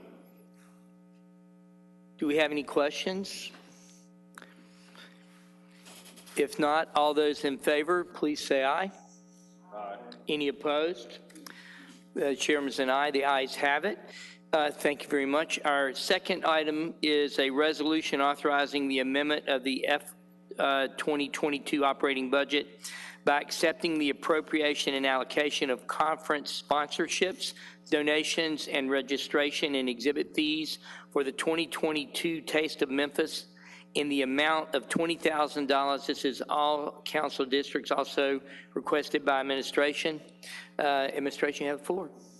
All right, thank you again. And this is just, again, to accept the revenue sources mentioned for our annual Taste of Memphis, which is coming up next Thursday, September 1st at Tiger Lane at 5 o'clock. And I also have my colleague Joyce Cox if you have any additional details or questions. Moved by Ford, seconded by Jones, and we'll probably have to move and second that last one since we voted on it. So I'll take those as a movement and a second for that first amendment, first resolution also. Any questions? If not, all those in favor, please say aye. Aye. All opposed? Okay, I believe the ayes have it. That passes, and we'll go down with a favorable resolution. Being no further business, we are adjourned.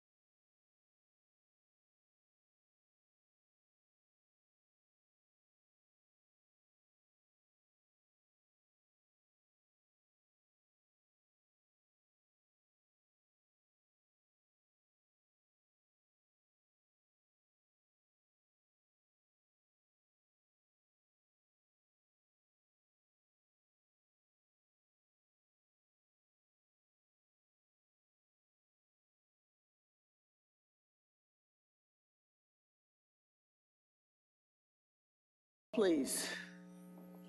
Councilwoman Robinson. Councilman Warren. Present. Councilman Jones. Here. Councilwoman Logan. Present. Councilman Ford. Chair Johnson.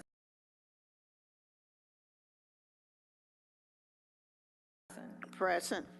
Today we have one item that needs to be addressed, and it is a PD 22-16, southeast corner of Appley and Reese Roads, District 1 and Super District 9. May I have a presentation from Planning and Zoning? Will you please give your name and your location? Yes, ma'am. Teresa Shelton, Municipal Planner for Division of Planning and Development, 125 North Main Street, Suite 468. We have before you PD 22-016. Appleton Road is an amendment to the Appleton I-40 Plan Development Area A to allow a car wash establishment near the intersection of Appleton and Reese Road. Here, this is the zoning map showing this particular location in the Fletcher Creek overlay. It's zoned RU3. This is the land use map showing that this is a residential, or I guess a residential area or multifamily area. Here's just a couple of site photos showing the location of the property where this establishment is going. And this is the site plan showing what the it's going to look like, what the car wash is going to look like.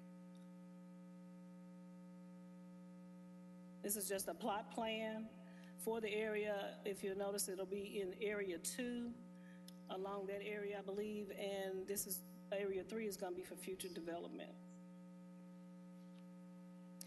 And this is just a landscape plan to show you what the landscaping is going to look like in that particular area of that establishment.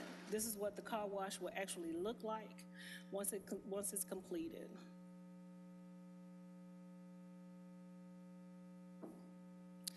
And here's what the sign would look like that will be along that road.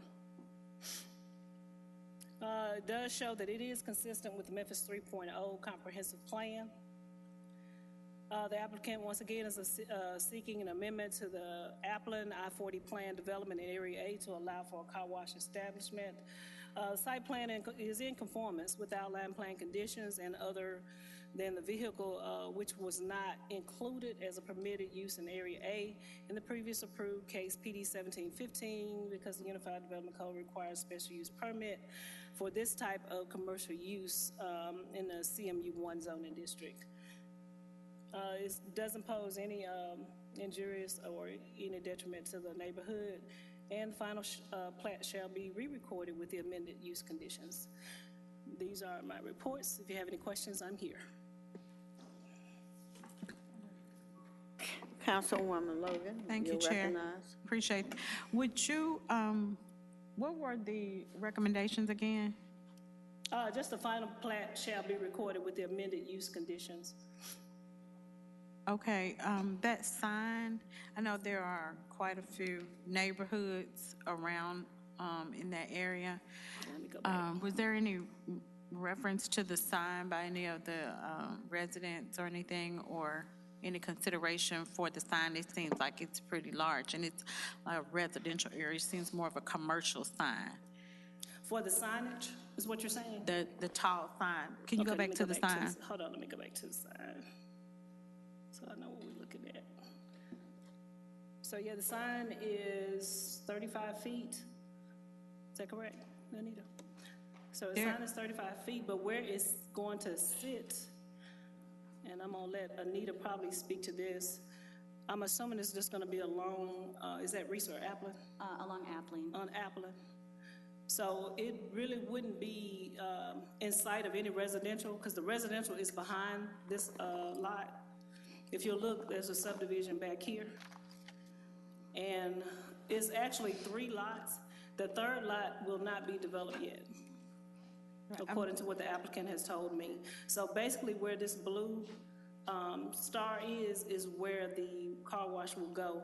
The lot behind it is for future development. For some reason, it just on the land use, well, on the zoning atlas, it didn't split the parcels out to kind of show you what lot is where. But I can show you on the site plan.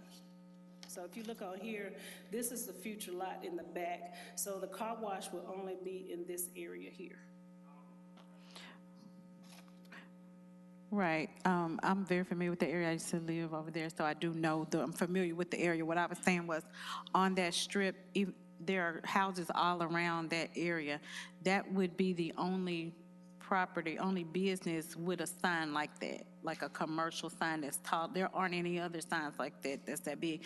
There's an Enterprise on down, but for the longest, we didn't even know what the building was, because they didn't have the huge signage. It was like a sign that's like brick, you know, you're familiar with where I'm talking about. And so that sign, it would be the first and the only sign like that in that residential area. There are houses all around. There's a lake, and there's a part where there are ducks and things like that. And so this is a very commercial sign, and it's very tall. That would be the only thing that I would say the residents will have a problem with, and I understand why. Is there any consideration on a different type of sign that's not really tall? Opposition is to lowering the sign or making it more presentable or comfortable for people to see? Sure. My name is Anita Archambault with ETI Corporation. I represent Century Express, address 1755 Linwood Road, Memphis 38199. The signage requirements that we have in there are consistent with the CL zoning district. So what we did was we just wanted to confirm that that is what we are allowed per the code. In terms of neighborhood response, we haven't had any issues or concerns brought up to us regarding the signage or any other aspects of this site plan for that matter. That being said, the owner and the representatives are here, I'm certain that we could maybe discuss, some alternatives, whether it's a monument sign, if that needs to be lower, or if we preferably would like to keep what the current zoning district standards allow, which is up to a 35-foot pole. How many people attended the community meeting, if there was one? There was no one attended other than the development team. At the end of June. Yeah, nobody attended.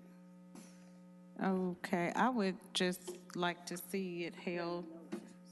How many notices were sent out? I'm sorry, say it again. How many notices were sent out? Go back to my page, just had it. There were 67 notices sent out on the 28th of June. I'm sorry, how many did you say? 67 sent out on the 28th of June. 67? There are tons of houses around there. Like, there are four different neighborhoods. 500 feet radius. Okay, I would recommend that we hold it and have a community, reach out to more people that live in that right around there, because there's 3 different neighborhoods that are right around there.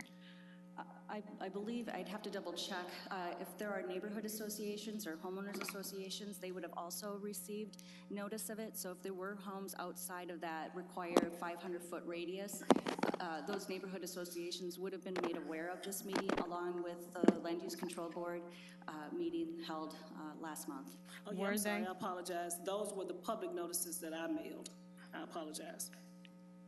Well, that's what I'm asking about, the public The public notices that I mailed was 67. Okay. And that was based on the labels that they supplied, and we do check the area. Again, I think that it's necessary to inform the community, because this is a big change. Like, there's no other business on that street with that type of presentation. Okay, we have a request here for a delay. Do we have anyone opposing? In opposition? Not having any, so we're going to go ahead and delay this for at least another 2 weeks in order for Councilwoman Logan can get the contact she needs to the community in order to make sure everyone understands. Yes. Okay, excuse me.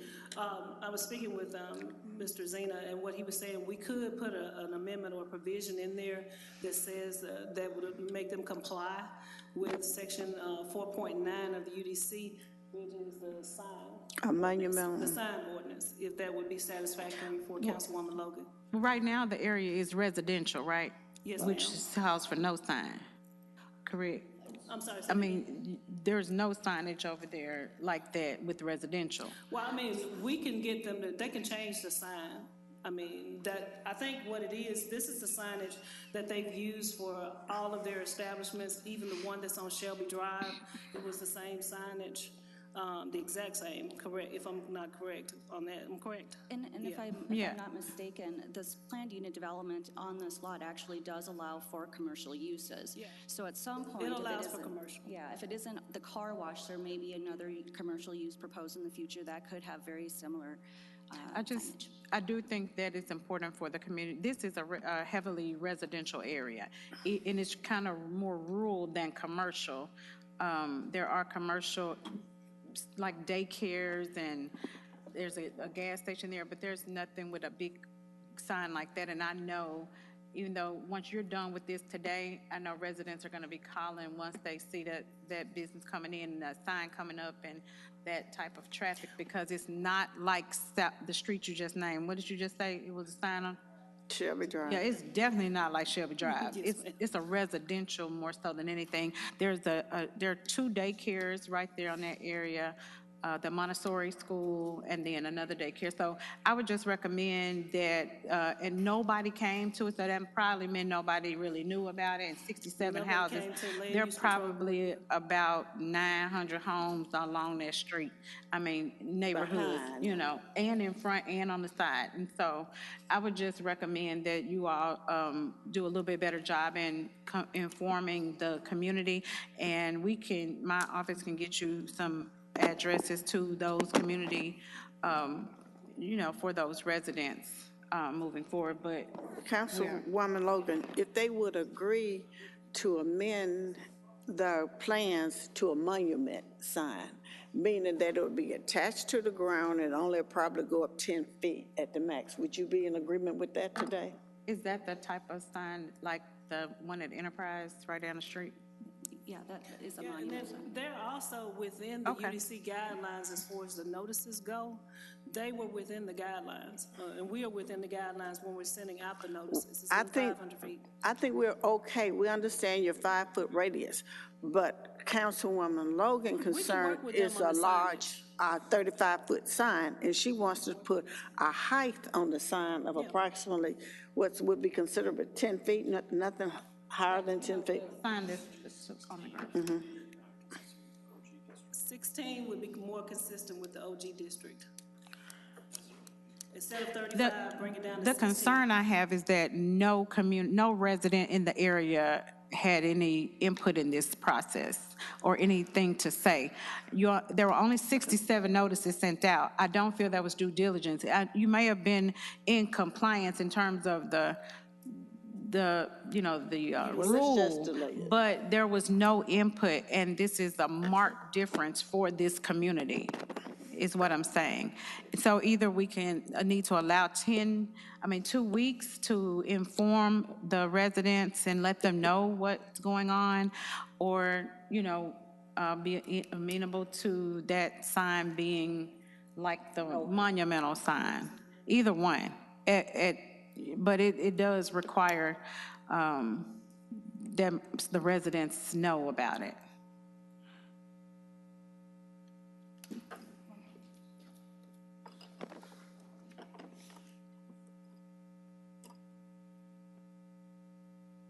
You like, I know what you're doing, just one more. That's fine, you're doing what you're doing.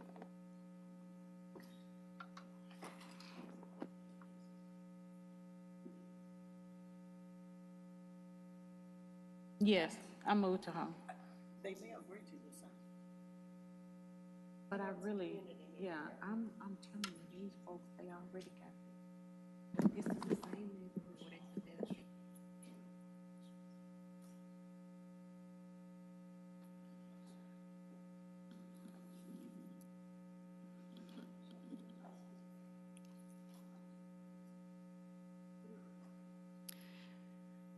If I may, after some discussion, again, this is a commercial lot, and it does allow for a height of up to 35 feet, and part of the rationale for that might just because of perhaps the topography. A monument sign along Abilene may be a little bit more difficult to see, hindering perhaps the success of this project.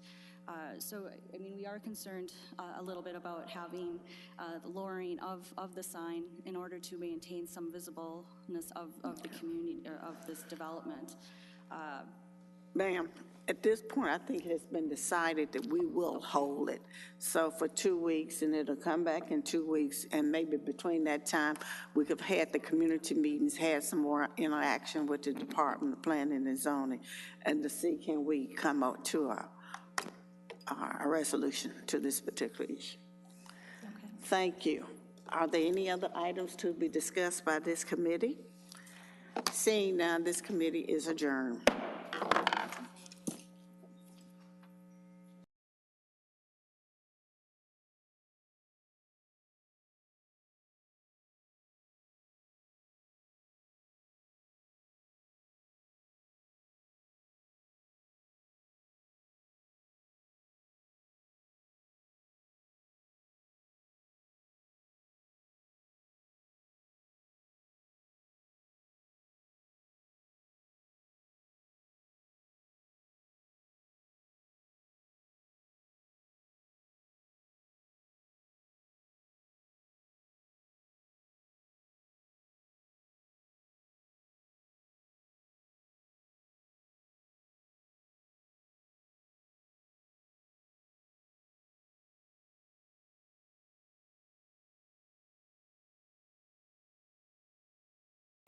I'd like to call to order the MLGW Committee on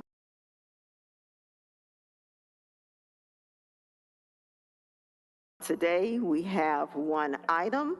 That item is a resolution approving the employment of Timothy Davis as Vice President of Customer Service Experience and Energy Services at an annual salary of $240,000.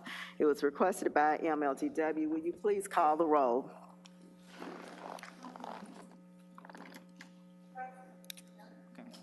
Johnson. Councilman Jones. Here. Councilman Ford.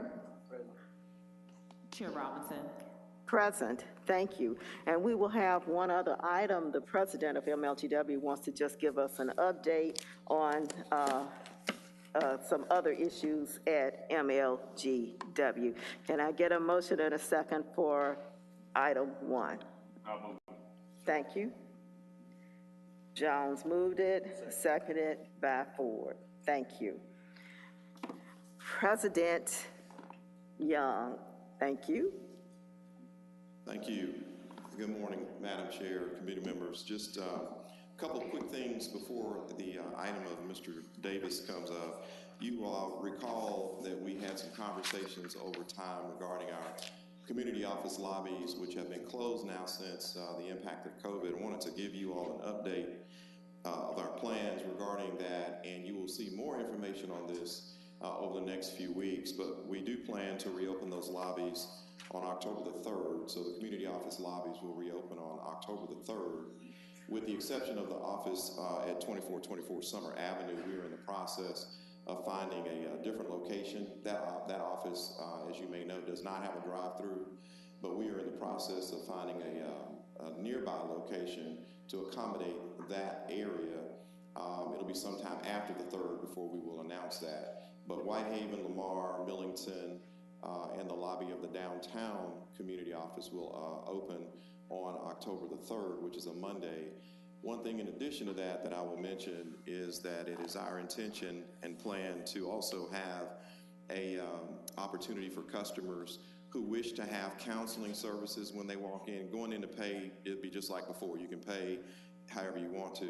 We're going to initiate a program with a system called QLIS that will allow customers to make appointments, which we hope will help make it a little bit easier for customers so they don't have to wait as long and what have you.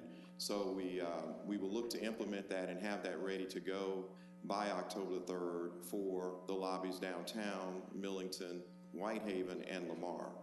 And the drop box at the summer office will still be available until further notice. But we're going to have more information coming out on this to give you more, and the public, the customers, more information on that. But I wanted to make you all aware that that's the plan. If there are any questions, I'll be glad to try to answer those. Okay. Council members. Okay. Councilwoman Johnson. Okay, are you going to address the telephone issue? So Yes. should I wait? Okay. Sure, and so that process continues in terms of adding personnel. That process is continuing. We actually have brought in some new folks to be on the phones. We're actually making sure that that gets the attention that it needs. One of the things that, as you know, we have seen, even though we are, I think, paying a very competitive rate, we're still having challenges maintaining resources in the call center. But we're working diligently to make some improvements. We saw a month ago a bit of improvement in the handle time. As you may know, a great number, almost 50% of our calls are handled through the IVR process.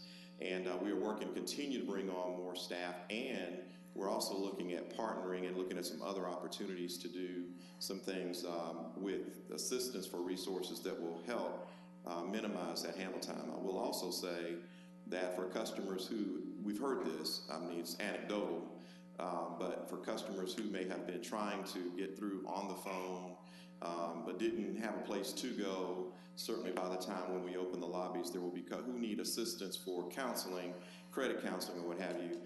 That should help relieve that process, once we get those lobbies open.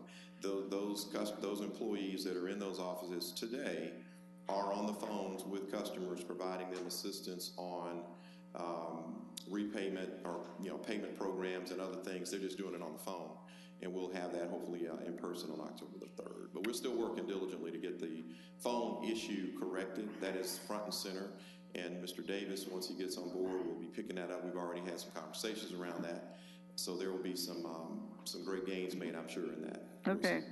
I sure hope he bringing a magical wand, because that may be what he needs, because I promise you, people are still diligently calling me, telling me I'm waiting 1-2 hours. I have to hang up, call back, hang up, call back, and they're really not pleased with that service. And I mean, hopefully, maybe with the centers opening up, they can be able to walk to the centers and, you know, talk to someone and see people are really working, trying to get to them. But I think every effort needs to be taken in order to get those telephone calls answered some type of way. You know, they're not even being given the opportunity to leave a number and you call them back. I mean, your recording actually said, we can't help you, call back later. We actually have had some technical issues with the vendor for the phone service in the last few days that's being corrected. One of the other things on the callback option, our customers do have that option, and when it works, one of the biggest challenges that we have is the callback that we make that comes back to the customer doesn't necessarily look like MLGW. And so a lot of customers ignore the call. Yeah. And so that creates another problem. So we're trying to manage that.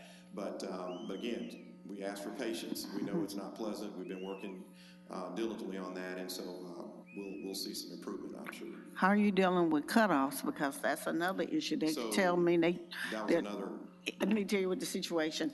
They receive cutoff notice. Well, I have a particular problem. They tell them whatever it is. Everybody's problem is different. But they can't talk to anyone to feel like they're being heard, or can this problem be resolved? So we definitely need to be able to talk to someone in those situations where the cutoffs. Absolutely. Okay, so what's your plan about cutoffs? I know you didn't cut off for a long time. We have suspended cutoffs for a long time. Our plan is next Monday to resume cutoffs, but we also have at the same time, customers can call, but if they can't reach us, it's available online. They can actually apply, those who need it, for a deferred billing program. If they need that assistance, they can actually do that without calling us. And it does require 25% payment on the outstanding balance. And then the rest of the payments are set up over a 10-month period. And that's the DEFB program that our customers can take advantage of. And so we are offering that. Of course, they can call and get that handled, but they can also handle that self-service without calling by just going to MLGW.com. It's out there. I tested it actually yesterday, went out there myself. And so that is an opportunity that's available for customers without having to call in. So we've had a pretty extended period of time without disconnecting. But we are going to resume next week with disconnects. Does that service work on your telephone? Because I don't know how many people may have internet in order to get it from a regular computer. Yes, you are able to do you can also do that on the phone. And everything that a customer can do really by walking in can be done via phone. Of course, in fact, as I mentioned, the IVR process that customers don't have to talk to someone is available and will allow them to do a lot of those services without ever communicating with someone when they call in. So that certainly is available. Okay. I thank you for the input and really work hard on those telephone calls. Thank you. Thank you. Okay. Thank you, Councilwoman Johnson. And Is there another question? I'm sorry. Yes, we have another question for Councilman Jones, but I wanted to make sure that they add Councilman Smiley. He is now present at the meeting. And I just want to add that in this conversation, if you would come back and share with the council members what it costs to have a customer-centered business, what it costs citizens. And then if you want to be a business, because the citizens want us to be as cheap as possible, if you want to be an economy system, what that costs the customer. I think that's an important conversation to have in the community and for us to know. We may be willing to pay a little more money to have the kind of service that we want, but if we are really interested in just the economy side, then we need to know how we can save dollars as it relates to customer service. Councilman Jones. Thank you. Good morning.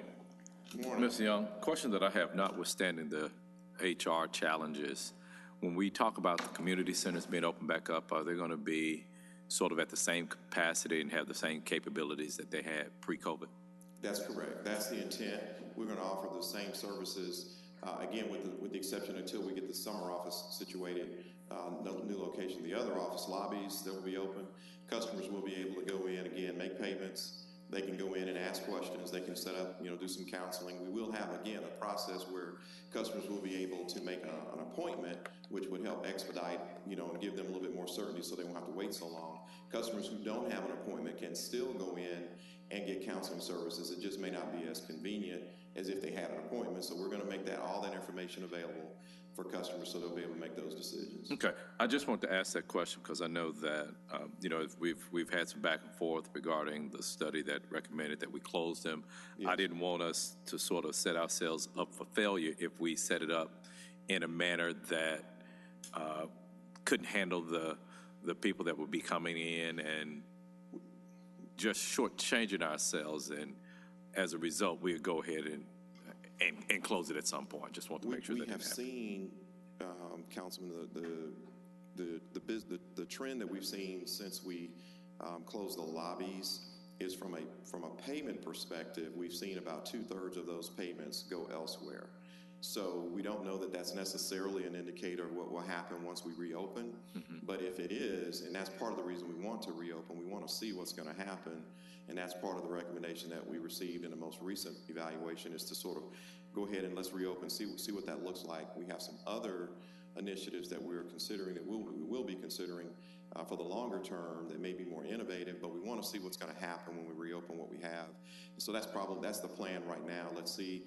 My sense is that the volume of traffic may not be exactly what it was before, but we're planning to offer all the same services that we offered before then, before COVID. I appreciate that, because we still could have, do you have a timeline that you will be evaluating this? Because as I think about it, we know that a lot of the payment may have moved back, and the fact that they've been closed for so long, somebody who's been used to operating that way, they may say, well, they've been operating, and if we're only looking at it 6 months or a year, we say that the volume hasn't returned to those pre-levels. So what type of time period are you going to be using to evaluate this? We haven't set a firm time frame, but I would tell you that it's probably going to take a 6 to 12 month time frame to see some stability with what's going to happen. Okay. You can't really do it in probably less than that. So I would expect that would be a general time frame at a minimum to sort of figure out what's going on, and then we'll make further decisions and bring more value as we can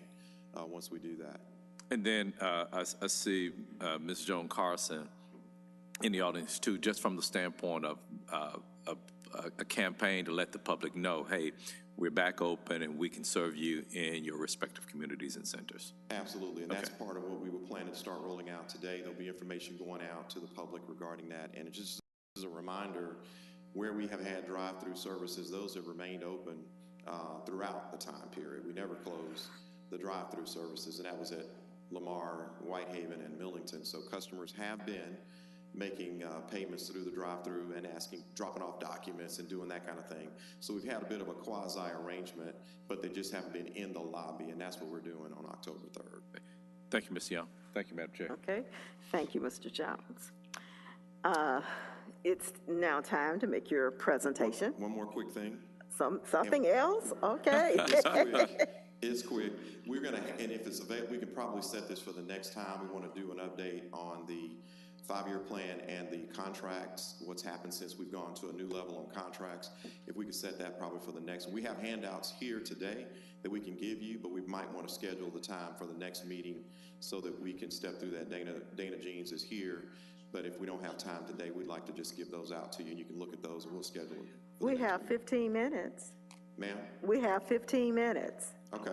Can you do it in 15 minutes? I'm sure, but... Let's handle item number 1 first, and then we'll do that. Let's do item number 1. Mr. Davis is here, so you all do that as you wish. Mm-hmm. And also, a quick question on Mr. Davis. We'll take this one at a time. I'll ask him to come up to the microphone. This is Timothy Davis, and our board last week, as you know, did approve him in the role of Vice President of Customer Experience and Energy Services. So he is here today to speak to you and answer any questions you may have. Okay, thank you. Mr. Davis, you have the floor. Good morning. Yes, I'm Timothy Davis. Basically 40 years in the utility industry. Began my career as a meter reader a very long time ago. And I was like in the IBEW for roughly 6 years myself. My brother's a lineman in Los Angeles, so I have worked for some of the largest utilities in the United States on the West Coast, as well as in Arizona, San Antonio, and in Austin. My career has kind of been categorized by a focus on safety, most recently 2 years without a lost time incident or vehicle incident in Austin, and things that improve both the employee and the customer experience to improve customer experience and customer satisfaction. I've been told that you have my resume, so I won't belabor it with that, but I stand ready to answer any questions you have, and I look forward to becoming a part of the community. During my time here, I've driven around from Orange Mound to Germantown and a few other places to kind of get a lay of the land of what I'll be serving, but I'm very pleased, proud, and excited to be a part of the community. Hey, welcome to Memphis. Council members, do you have any questions? Okay, thank you. It's already been moved by Jones and second by Ford. All in favor, say aye. Aye. Any opposed? That motion passes. Thank you. Now, Mr. Young, and congratulations. Thank you. So the other question I have, Madam Chair, just a logistical question, because he has an early flight in the morning. Does he need to be here for the full council? Yes. Okay. Yes. We can arrange that, just wanted to make sure. So I'll turn it over now to Dana Jeans, who will give you an update on the 5-year improvement plan and contracts. Dana. Good morning, council members. Good morning. Dana Jeans, MLGW CFO. We have some handouts going around. That is an update on our 5-year plan. As you recall, a few years ago, we presented a 5-year plan that consisted of efficiency improvements as well as capital expenditures, which the council graciously allowed us to fund with a combination of efficiencies, rate increase, and debt issuance. So as soon as copies make their way around, and we've got it up on the screen as well, so we'll move to first the operational dashboard. A lot of numbers on here, but I'll concentrate primarily on the column that's in yellow. This is our targeted savings.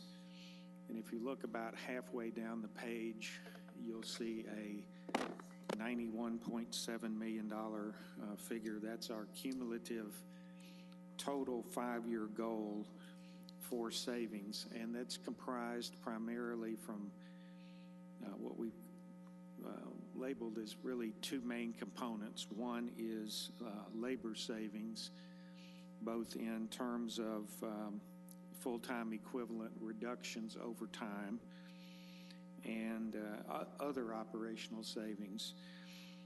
And the other operational savings consists of things like savings on our insurance plan, specifically on our medical insurance and on our pharmacy. So you can see where we are relative to our 2022 annual target there at the top part of the graph in yellow. So we're about 59% of the way through achieving that goal. That's through just a few days ago. And then overall on our 5-year target, we're about 36%. So we're making pretty good progress there. On our procurement timeline off to the right, a couple of measures there, and that is how long it takes to get a contract all the way through the process from initiation of the request from a user area in MLGW all the way to execution of that contract. So we are making progress along that line to shorten that as much as possible. Similarly, on a procurement bids, we have a target of at least 3 bids per contract or per request for proposal, and we are currently achieving more than 3 bids, so that's good. Quickly, the next page is a highlight of some of the electric division capital projects as well as key O&M projects such as tree trimming. The color codes are kind of how we're doing so far. You can see in tree trimming, kind of difficult to read the numbers there, but this continues to be a struggle in terms of just manpower that's required to meet our goal. So we are actively negotiating with, in particular, one of our tree trimming contractors to try to get more resources. And we have directed more of the work to the other contractors, so we are beginning to see improvements, but this is still a challenge. Wood pole replacements, we're doing well there. You can see that's in the green. We have a contractor that is handling that and doing quite well. Distribution automation, this is the system where we will be able to automatically restore power in many cases with smart logic. And even though it's shown in red there, we are making progress in terms of design.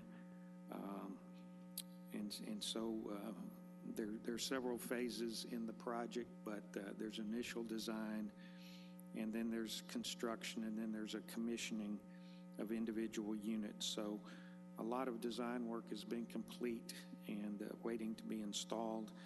So I expect that these reds will go to yellow and then green fairly shortly. Substation breakers, we're doing well there. And we're doing reasonably well on substation transformers, shown there in the yellow. Underground cable, this is defective underground cable, and we procured a contractor earlier last year to help with that effort, and we're making progress there. So we anticipate turning that from yellow and red to green as well. The next slide just shows kind of a reminder of the focus of our 5-year improvement plan is ultimately a goal to reduce our outage minutes by 50%. And the areas of focus you can see there is the underground cable, the wood pole management, tree trimming, substation equipment, distribution, and then hardening of our overhead electric system. So if you look at our outage minutes overall, 2019 through 2021, we've had a decrease of over 19%, and then year to date through July, you can see we're down at 98 million. So we're on track to achieve these improvements, and we'll be continuing to monitor this as time goes by. The next slide is the gas division. Many of the projects in the gas division are not really related to reliability, but they're more related to regulatory compliance. We completed our 30-year cast iron replacement project last year and have diverted our resources now to steel tap replacements, and we're making good progress there. As you can see in the yellow and green there on the first line. Gas transmission lines, you can see our target of 0.72 miles of, this is high pressure transmission lines. We have design work completed, materials ordered, and construction to begin soon. Similarly with regulator stations, we have a goal of 2 to be complete. The designs are 100% complete. Material is ordered. Material is a bit of a challenge in many respects these days, just with long lead times.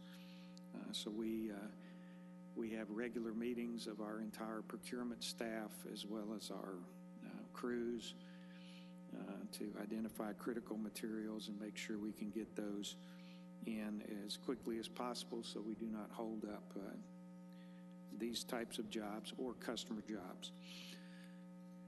This is the water division, this slide, and you can see we're doing pretty well across the board here with production wells, with our station rehabilitation.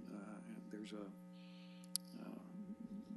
a lot of additional work behind the scenes on that station rehabilitation that I'll point out. Lead service line replacements, our digital process control. This is controls within the pumping station that have to do with the treatment of the water.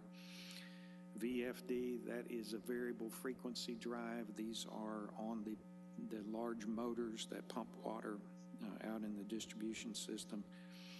And then the Mallory Washwater Recovery Basin has been an ongoing project, but we're doing pretty well across the board in the water division.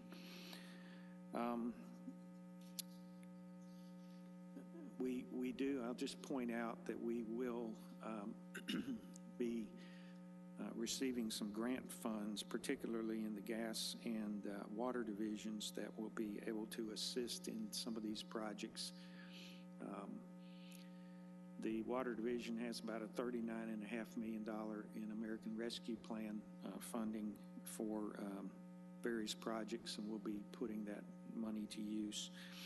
HDR is a consulting engineering firm that we've had engaged for a while, and they've completed a fairly extensive report regarding our Allen and Shaw pumping stations and work that needs to be done there, and we'll be implementing that as time goes by. And finally, the slide with all the small numbers is just kind of a summary of our capital plan looking forward 5 years. And it's broken down by various categories by division. But when you add all this up, we have substantial capital expenditures across the board of almost $1.1 billion. This is part of our 5-year plan, which was somewhat delayed from our original plan due to COVID and other factors, but we're on track and working very hard to get this work done. Yes, and this information will be posted on the website. Oh, okay, it's on there now.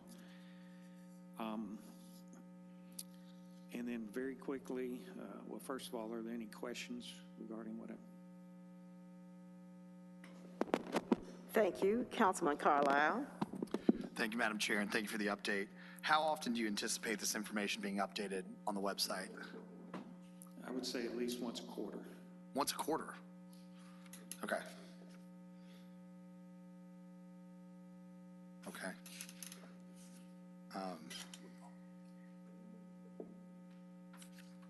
right.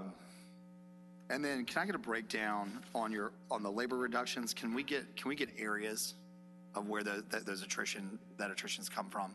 Yes. And I'm just curious what divisions within MLGW, more specific to the ops side, not water, gas, but basically what you call the home office or back of house. Sure.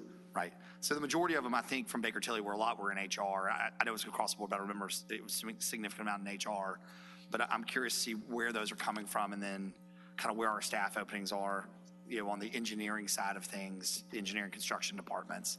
I'm curious to see if where the targets are. The initial large harvest, I guess, of positions, and these were all by attrition, were primarily from meter reading positions that we didn't need anymore because of smart meters. Smart meters. Yeah, I'm just like I said, I'm just curious to hear, but thank you. That's very helpful. Thank you, Madam Chair. Okay. Are there any other questions from council members? Did you pass this out? Right. Okay. Mr. Jeans, would you please share with us where we are as it relates to savings so that we'll know what direction we're going in? Could you repeat that? I'm sorry. Okay. Would you give us an updated report next time you come before the council on where we are as it relates to savings? Yes, I know that's a part of Councilman Carlisle's question, but we just need to be able to keep track of that. All right. Okay. Thank you. What other question, Councilman Jones? Not necessarily a question, but more so a statement. I think that I'm looking at page 4. What would be the expected and hoped outcome would be a reduction in the customer minutes interrupted. So it looks like we are heading in that direction. I know that there's some things that we don't control. We really haven't had any bad weather events. Yes. Knock on wood, that we won't, but just want to commend MLGW for at least taking us, for the things that you can control, taking us in that direction. Thank you, Madam Chair. Okay. Thank you. And, Okay, Councilman Warren. Have y'all had any luck in stopping the thievery and theft of people trying to trim trees of their equipment? Being able to, are we continuing to see that as people are trying to trim trees, that they're being robbed at gunpoint? to my knowledge, that has kind of diminished as an issue. I haven't heard of any new incidents recently. Okay, and did you have anything to do with that, or was that primarily the police department intervening? It's our security working with Memphis Police Department, hand in hand. All right, thank you. Okay. Thank you for your presentation on today. I have one more. One more, okay. You should have a single page that is a summary of MLGW purchases and contracts. And what this is, as you recall, earlier in the year, the board and council passed, council passed ordinance that allowed us not to bring purchases and contracts that previously were $50,000 and up, and that limit was changed to $250,000. So what I've shown here is just a summary of what you would have seen had the $50,000 limit still been in place in terms of the number of contracts or purchases, as well as that dollar volume. So this is just a summary month by month of those items. The change of the limit to $250,000 has been a welcome blessing for us, particularly in the times we have now where lead times are long for materials, and this has enabled us to proceed more quickly so we can get this work done, as well as deal with customer development and other needs. So we certainly appreciate the council raising that limit to $250,000, and we will report this information essentially on a quarterly basis going forward. Okay, Councilman Jones. Thank you, and thank you for this report, Mr. Jeans. I would just ask, though, at some point, because as we had these discussions about this, what type of improvements have been made internally from an MLGW standpoint? The only one who's really benefited from this 124 has been the comptroller, who's had to read this, because most of everything that's been approved or that comes before us here is on the consent agenda. So if we can have some type of report, and I know we have some supply chain issues here, but what would be helpful to us is, okay, well, operationally, we've cut down things from the time that they have been requested to the time that we receive them. I think that part would be helpful, but because, my issue was there was MLGW internal things versus things that that the council had an impact or influence on. So just at a high level, this limit for these 124 items basically cut a month of time out of the whole process. So counting the board and the council approvals and the minutes and so on.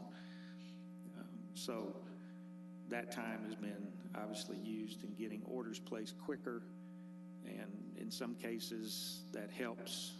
Some cases it doesn't, because nowadays the lead times are longer in many instances, but certainly there's a month cut out of the whole process, so that's definitely helpful. Thank you. Thank you, Madam Chair. Okay, thank you. If there are questions or concerns, this meeting is now adjourned.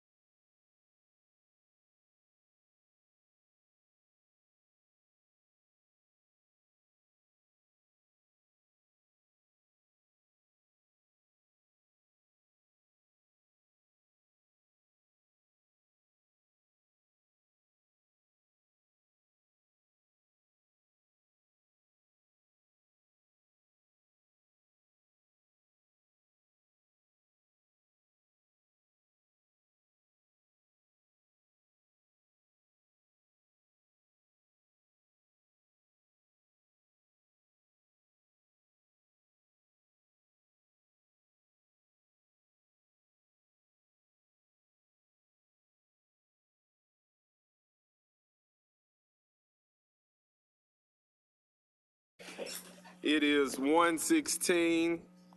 We're a little bit behind schedule because of Councilman Covette. And with that, I call the Public Works, Solid Waste, and General Service Committee to order. Ms. Keaton, you know what to do.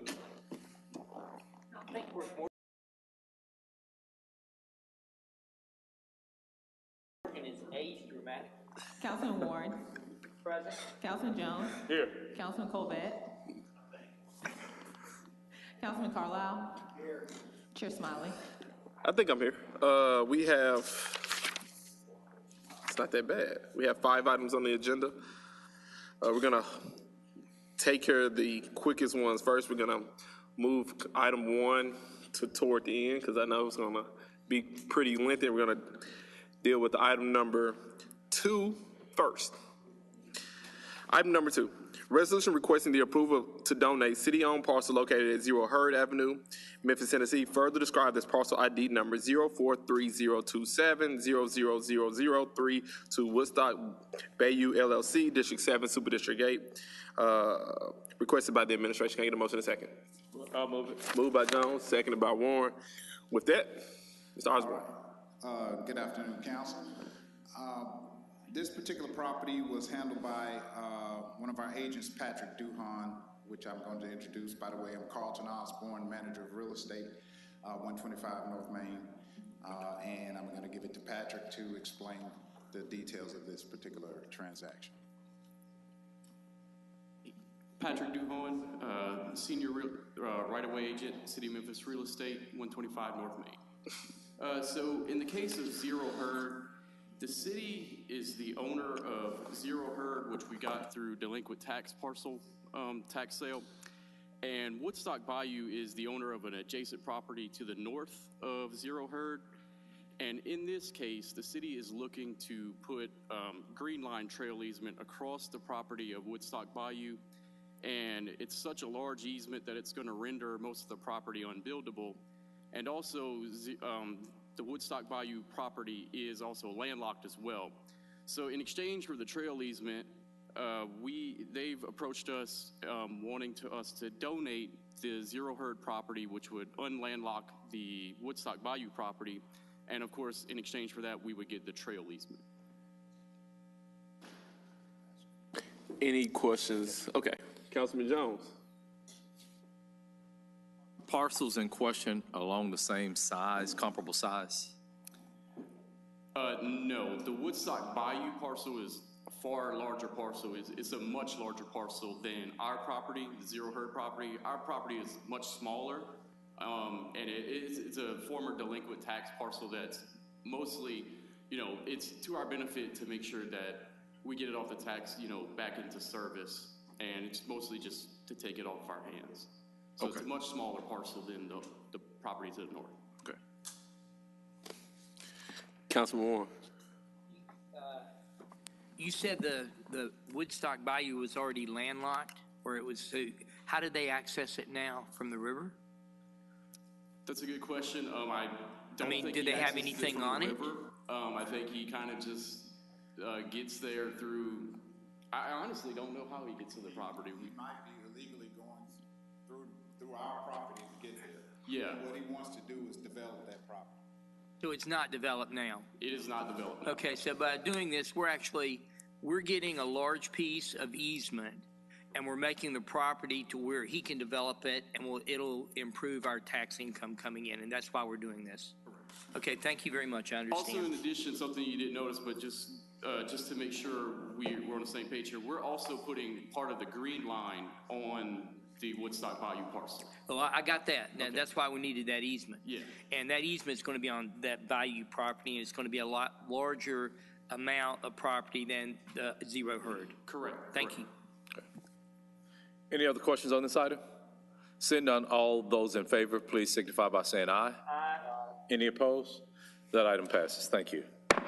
Item number 3 is a resolution requesting the approval to donate city-owned property for a nominal fee of $1 located at 0 Allison Avenue, Memphis, Tennessee, 38112, parcel ID 0440040006, District 5, Super District 9, requested by the administration.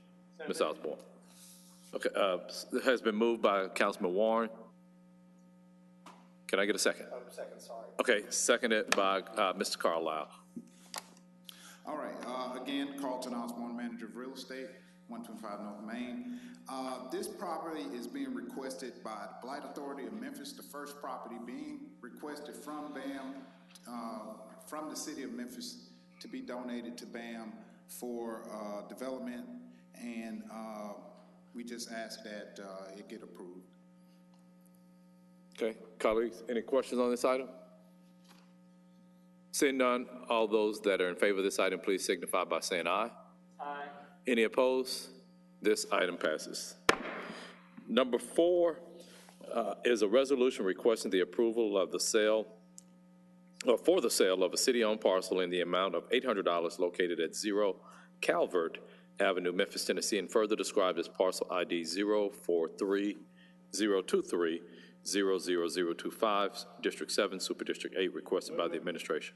Second. Moved by, moved by Covette, seconded by Warren. Ms. Osborne. Yes, sir. This particular property, the adjacent property owner is requesting the purchase of this property for $800, and his use is actually 2 parcels that he wants to expand his property and build a garage for his existing structure. We ask that it be approved. Okay. Councilman Warren. Yeah, I guess this may be something I just don't understand. Is there a reason that all of the properties are listed as 0 heard or 0? First, I thought that's a weird number. Then I saw we got 4 of them, so I figured I must be missing something. Well, vacant properties, because MLGW is the controller of addresses, and they basically assign addresses based on the utility usage. So if a property does not have any utilities on it, then it's generally marked as 0, whatever the street name is. So that's why these are 0, because they're vacant property, vacant parcels, no utilities on them, so they assign a 0 to those particular properties. So the only real way you would know where it was to know where the parcel number was, correct? Yes. Okay, thank you. Thank you, Mr. Chair. Okay, thank you. Seeing no more questions, all those in favor, please signify by saying aye. Aye. Any opposed? That item passes.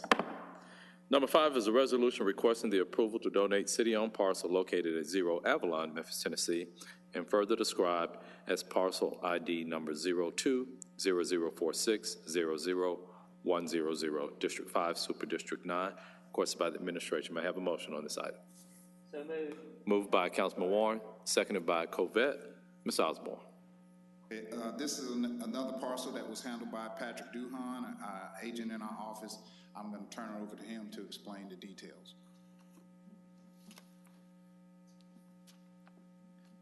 Patrick Duhon, Senior Right-of-Way Agent, 125 North Main. So in the case of 0 Avalon, this parcel was essentially acquired off of the adjacent property owner, 249 Avalon Street. And it was acquired in the 70s when there was thought that the state was going to come through and widen the road there. And the property was just never given back to the 249 Avalon, which is essentially, 0 Avalon is essentially their driveway. So what we're trying to do is just give them ownership back of their driveway in this case. Okay. It's a very, very small piece of right-of-way that should have been deeded back to them several years back. Great. Any questions on this item? Seeing none, all those in favor, please signify by saying aye. Aye. Any opposed? That item passes.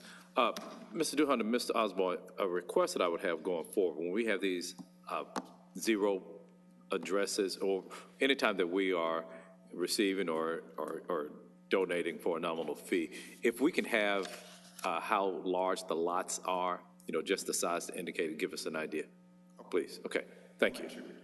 Okay. Next item is an update on solid waste bulk pickup. All council districts was requested by Councilman Smiley, and this is being held from our August 9th meeting.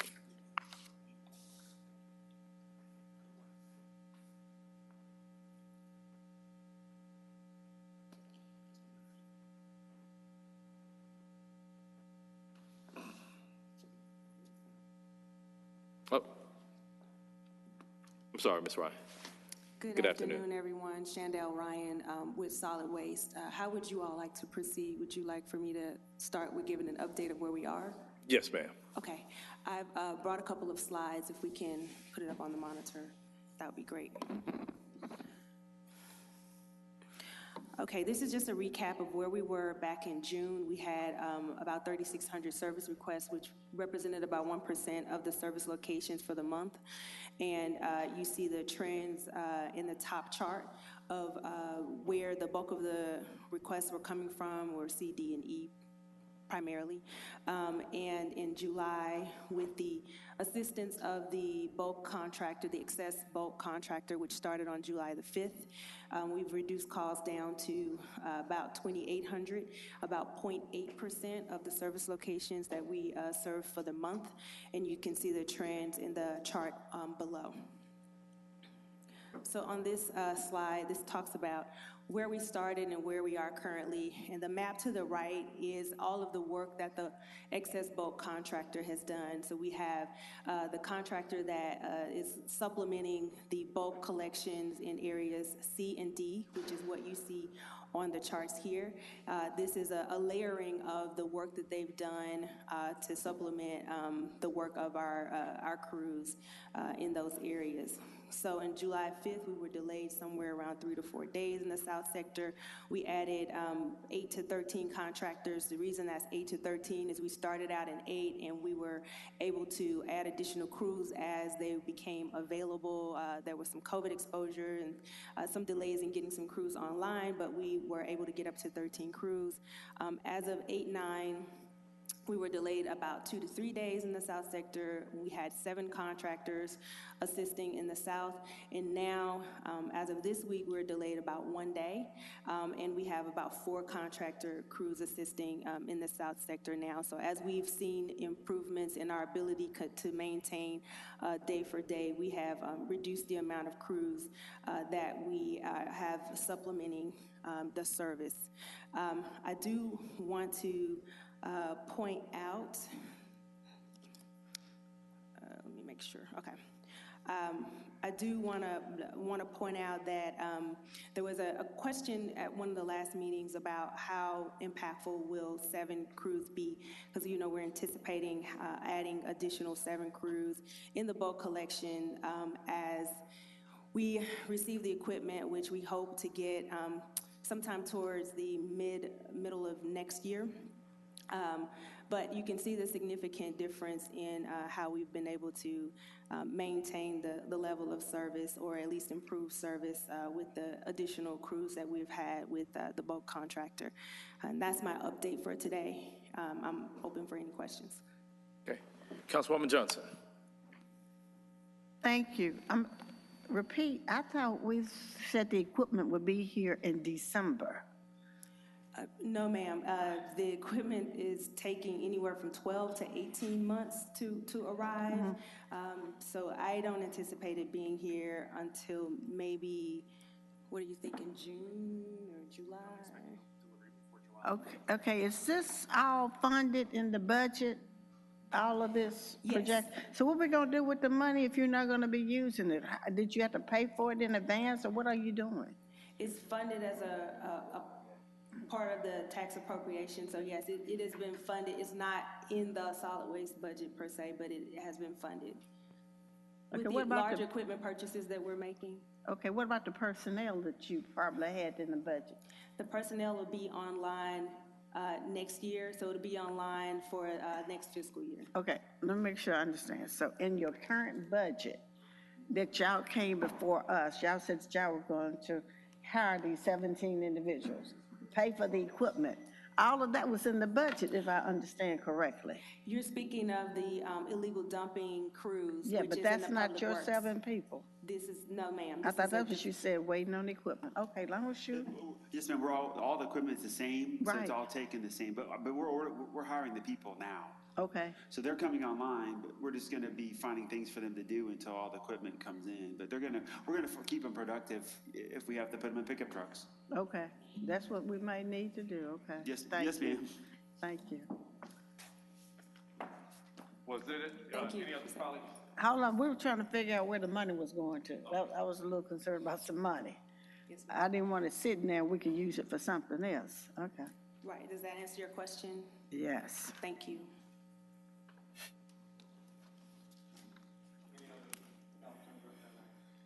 Okay. If you could state your name and address for the record, please, sir. Yeah, my name is Claude Spivey, 4133 Mountain Terrace, Memphis, Tennessee, 38127. Okay. The staff rep for ASME Local 1733. And I would, kind of rebut what Ms. Ryan just said.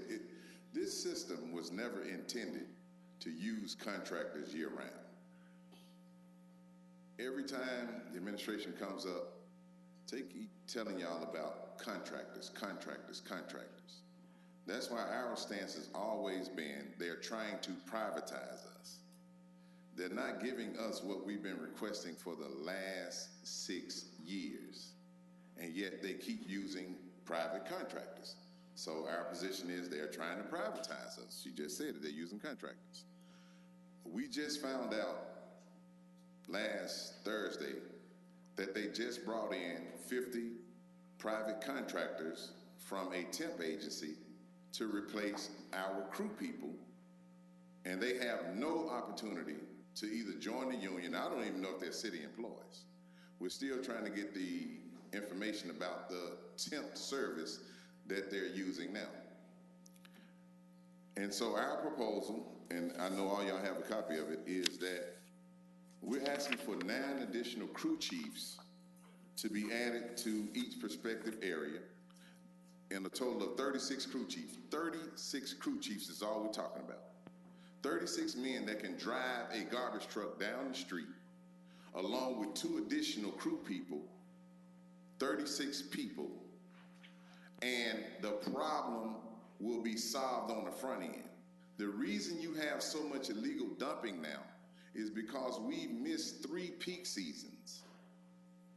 You have 2 sessions in a peak season when people get their income taxes and when the leaves fall out of the trees. When people get their income taxes, they take the old furniture out of the house and they put it on the curb. We've missed that for 3 consecutive years. Therefore, the people take that furniture and they go illegally dump it somewhere. We used to have the manpower to get that up. That's all we're asking for, is give us the manpower. And all of this goes away.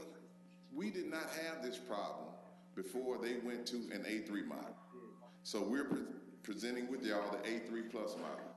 If y'all read it and make a few adjustments to a couple of amendments to make all of our men and women permanent, we don't know who we're going to be working with by Wednesday or Thursday, because our temps, and now their contractors, are only allowed to work 28 hours a week. That's 7 hours a day, 4 days a week. Either on Wednesday, Thursday, or Friday, we lose over 2,146 man hours a pay period. So we're not being allowed to do our jobs. We want to clean the city up. That's all we've ever talked to the administration about. Let us do our job. They won't give us the manpower, they won't give us the equipment, and in 2022, going into 2023, if they buy some new equipment and some new trucks, can you please make sure that they have air conditioning in them? In Memphis, Tennessee, can you believe it that 5% of the garbage trucks have air conditioning in them? So the men and women have no refuge from the heat. That's why the attendance is a problem. Men and women are so worn out, so tired, so beat down by the arduous nature of this job that they have to call in. They have to take some time off. We are probably the oldest workforce in the city of Memphis. Average age is around 50 years old. Guys come here and they work until basically they go home and die, because that's another issue. They don't want to fund our retirement plan, and they openly admitted they're not going to fund our retirement plan. That's a whole other issue. We're saying right here, right now, we put the plan in front of you. I'm not going to go over verbatim. Change Amendment 5739 supplemental ordinance 5739, and change amendment 9-56-1, make all of our men and women permanent. Give us the manpower. We can give you weekly pickup the way we used to. That's all we're asking y'all to do. Allow us to do our jobs. We can do it. We're ready, willing, and able. Thank you. Okay. We have questions from Councilman Carlisle. Oh, sorry. For me? Thank you, Mr. Chair. Mr. Spivey, I caught your address. What is your role here today? I am the staff representative for ASME Local 1733. Thank you, Mr. Spivey. So I see a plan. I see what I see as a request, and let me tell you what the difference is. There's nothing that tells me discernible data. I hear your verbal testimony, but I need it, for me, I need it in writing so I can sit down with it. And I know it's a lot of work, but I'm the type of person where you have my word, I'll go and I'll read it and I'll look through it and I'll digest it and I'll think about it. But to increase a complement to this level and make the pay increases, I don't have a single dollar amount that gets me to collectively. And what it would cost the ratepayers or taxpayers of the city. And then you made some claims about. No, I'm saying that, excuse me for interrupting. The money's there. They keep giving it to private contractors. There's no need for this much. Right. That may be what I'm asking. What I'm asking you and your team and asked me to do is put that down in hard dollars, a full proposal. And these claims that you're making may very well be valid. I'm not going to dispute them because I'm not on the truck every day. Yeah. But if you're going to make them again, I'd like to have them in writing so that there's a record of them, so that I've got it, so that when we're making decisions and I'm talking to my constituents, I can say, this is what was handed to me, this is what was validated, this is why we made X decision. Okay. I feel like that's a very fair request. Okay. Again, I think one of the things that this whole body knows is for the men and women that ride on the trucks that are out there, that they've got more touches with the citizens of Memphis than any other division. So I have deep respect for that. I also would love to know in those crew positions where you talked about average age, right? Like talking about why is it mobility upward? Is it retirement? I mean, again, you're making claims, and I'm not saying whether they are or not true, but when you're making some of these claims, we have to make sure that they're not flippant, that there is evidence to back them up. And if you've got that evidence, again, I'd like to see it in writing. I mean, those are the things that I'm looking for as a decision maker, other than if you're truly looking for it, we can put on a green shirt, pair of boots and gloves, and come to the station. You'll see Reverend Cleo Smith is 81, and he marched with Dr. King. And so we have the workforce. They're older, but they are dedicated. They can do the job. And I know your eyes don't lie to you. Yeah, I don't dispute that. Go to a bar, go to one of the facilities yourself, and you'll see. And I will say, again, this seems to be, between maybe more the administration. I don't think anybody up here is wanting to try to privatize solid waste.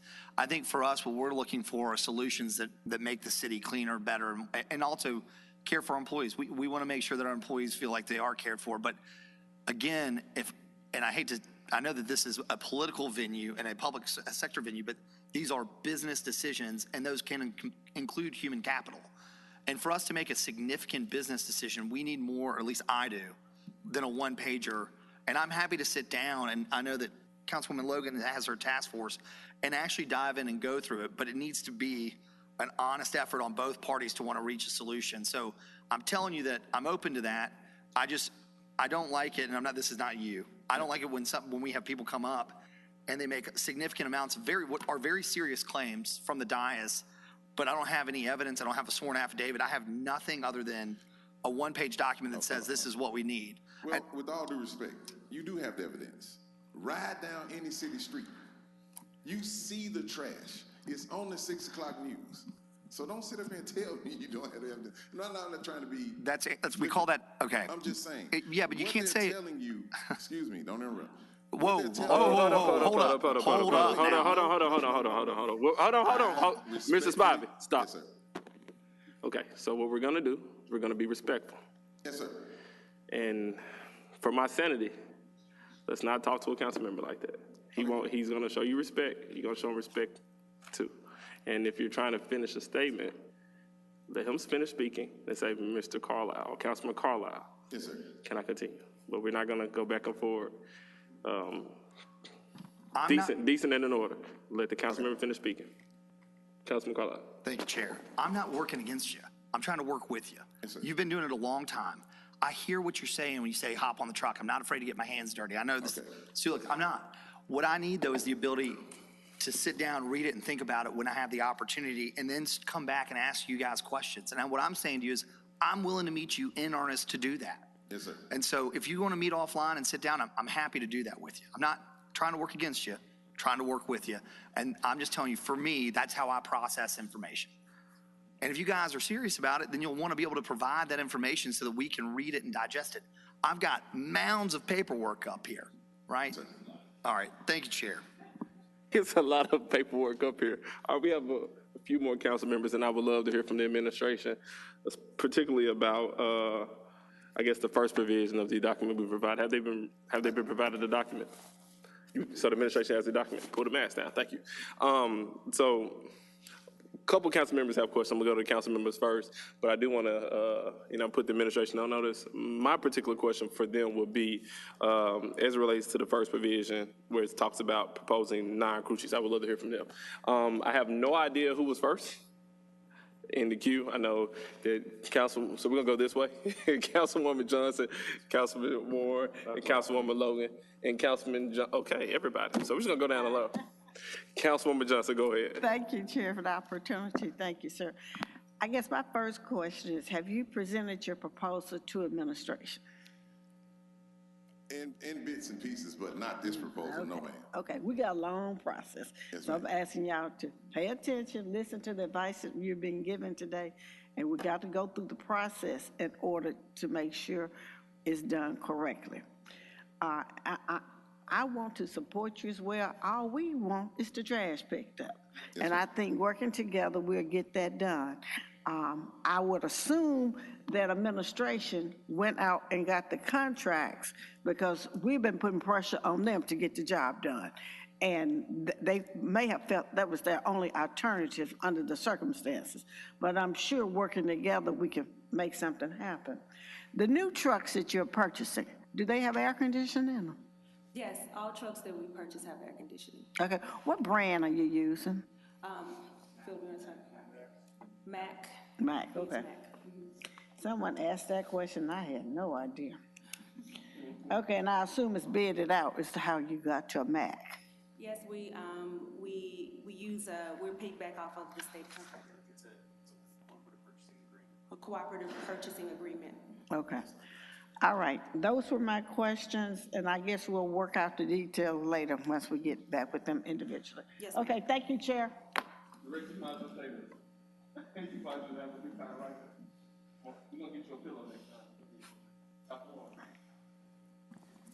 Thank you. I wasn't in the queue, but since I'm called, no. I just want to say that I think we need to do the base data analysis that Councilman Carlisle was talking about, and it needs to be done with administration. If you guys think we can hire enough people, that's been the problem that we've been seeing with MATA, we've been seeing other places, is I know even if we make the slots, we don't have the people hired. So I think the issue is, can we hire people, and can we get the job done that way? So bring us back the data after you've worked with administration. Thank you. Thank you. My question is more so on the administrative side. If we look at solid waste, do we have an idea of how much we are spending on contractors altogether in proportion to what the total budget is? I can get you that number. I don't have it here with me. Our budget is about, I think it's 73 or 83, about 73 million. I can't tell you standing here what the contractor budget is. It just it depends on what the need is, and we saw an extreme need. Okay. I can get that information for you though, Councilman. Thank you. The next thing is still too, I've always been a proponent of when you can have fixed cost versus variable costs. You want to have your fixed costs you want to lock in whatever your fixed costs may be versus the variable costs. And I've also espoused that I don't think that we should have temporary fixes for permanent problems. And what I see a permanent problem or permanent issue is solid waste pickup. It's going to be, that's something that, to me, that's a basic service that a city should be providing. And I just think that, I don't think that we are getting the best value if we're not taking any opportunity to lock in whatever fixed costs may be from a contracting versus a contracting standpoint. So one of the other things too, and I think I may have asked for this during budget, to really bring back to us, because, you know, as I've talked about before, I think that there could be some flaws, because I don't have all the data, some flaws in whether we are doing it based upon MLG, solid waste fee, based upon the MLG&W having a meter on there versus having it built as part of the tax rate. Because as I said before, if we have it built as part of the tax rate, we can collect, and we have revenues despite somebody not being on there, to whether it goes solid waste, or particularly if we earmark that part of what would be our tax rate to solid waste. So I don't have the information. I think that the administration, that you all could bring us back just that analysis to take a look at it based, and, you know, it could be one of those numbers. I would speculate that the number of meters has gone down. I could be wrong. I don't know. But I would like to see us take a deep dive and look at our scenarios to say which one could provide us the better outcomes. So can we have that, say, within, do we need 30 days, 60 days, where that can come back to us and we can have some type of discussion about that? I want to give myself 60 days. Okay. But if I get the information sooner, I'll be Okay. sure to circle back and let you know. Because there are a number of things, you know, as you mentioned, that would have to be researched around putting it on taxes. So I would like the opportunity to like fully develop that. If you would, please, because we are at August, you know, what's going to take place is that next thing we know, it's going to be November. We're going to be going, the administration is going to be going through budget. And so the time will fly before we know it. So I just want to put some type of time frame on it. Thank you, Ms. Ryan. Yes, sir. Thank you, Mr. Chairman. Councilwoman Logan. Thank you, Chair. I just wanted you all to consider, I would love to have this conversation in the public, in the task force meeting, and really be able to analyze and look at it and talk about it. And I think, you know, this time is limited, and you're very passionate about what you're doing, and we're passionate about wanting to see you do it. And it may not be enough time to really delve into it without the information, because you brought this, and this is information, and then you gave the verbal explanation. And I think what needs to happen here is for this body to have what you said verbally in writing, as well as the numbers, but also to give us an opportunity to really look at it and understand what you're saying, because you are the boots on the ground. You are doing the work, and there's nothing more important in this city with the citizens at this time, than blight and crime. And so it's very important, and I would love to have you all come to the task force, and, that was a part of the process as well, to discuss it in detail. And so if we could, we'll get you on a part of that process as well, to be on the task force or to come and present. Yes, ma'am, but with respect to the separation of powers, we were asked to present something to City Council that you all could do something about. And I know that's amendment, that's ordinance, that's, y'all make the rules, we have to follow. And so that's why I requested the changes to those amendments. It may seem like, a very small change, but it will mean that bulk week goes away. It will mean that the black community and the poor communities are now going to get service, because those assets are not being taken away from them. And we can get to the entire part of Memphis west of 240 East, which is not being serviced. It's just one or two words that we're asking that you all amend an ordinance which is within y'all power to do. And those are the rules we will have to operate on. And so I know with the proposal, the numbers are not there. I didn't think we were going to get into it, but the amendments and the changes to those ordinances were very, very specifically explained in the presentation, and that is what you all can do. And that's what we're requesting that you all can do, is to make it weekly instead of bi-weekly in supplemental ordinance 5739. Just change that one word from bi-weekly to weekly, if you can, or if you will, if you have the votes. And the black community and poor communities will get service. If you add a definition to ordinance 9-56-1 that defines an employee of the solid waste division as a permanent full-time person, that will get rid of this temporary employment, this hiring temps, because I can't paint a picture of you how inhumane the temps are treated at this job. I just can't paint a picture. They're like trash, but to us, they're our brothers in solid waste, and we hate to see them done the way they're being done, and they're not being paid enough. And so we're trying to eliminate that, and it gives us that 2,146 hours of manpower a week we need to do our job. So there's one or two simple changes.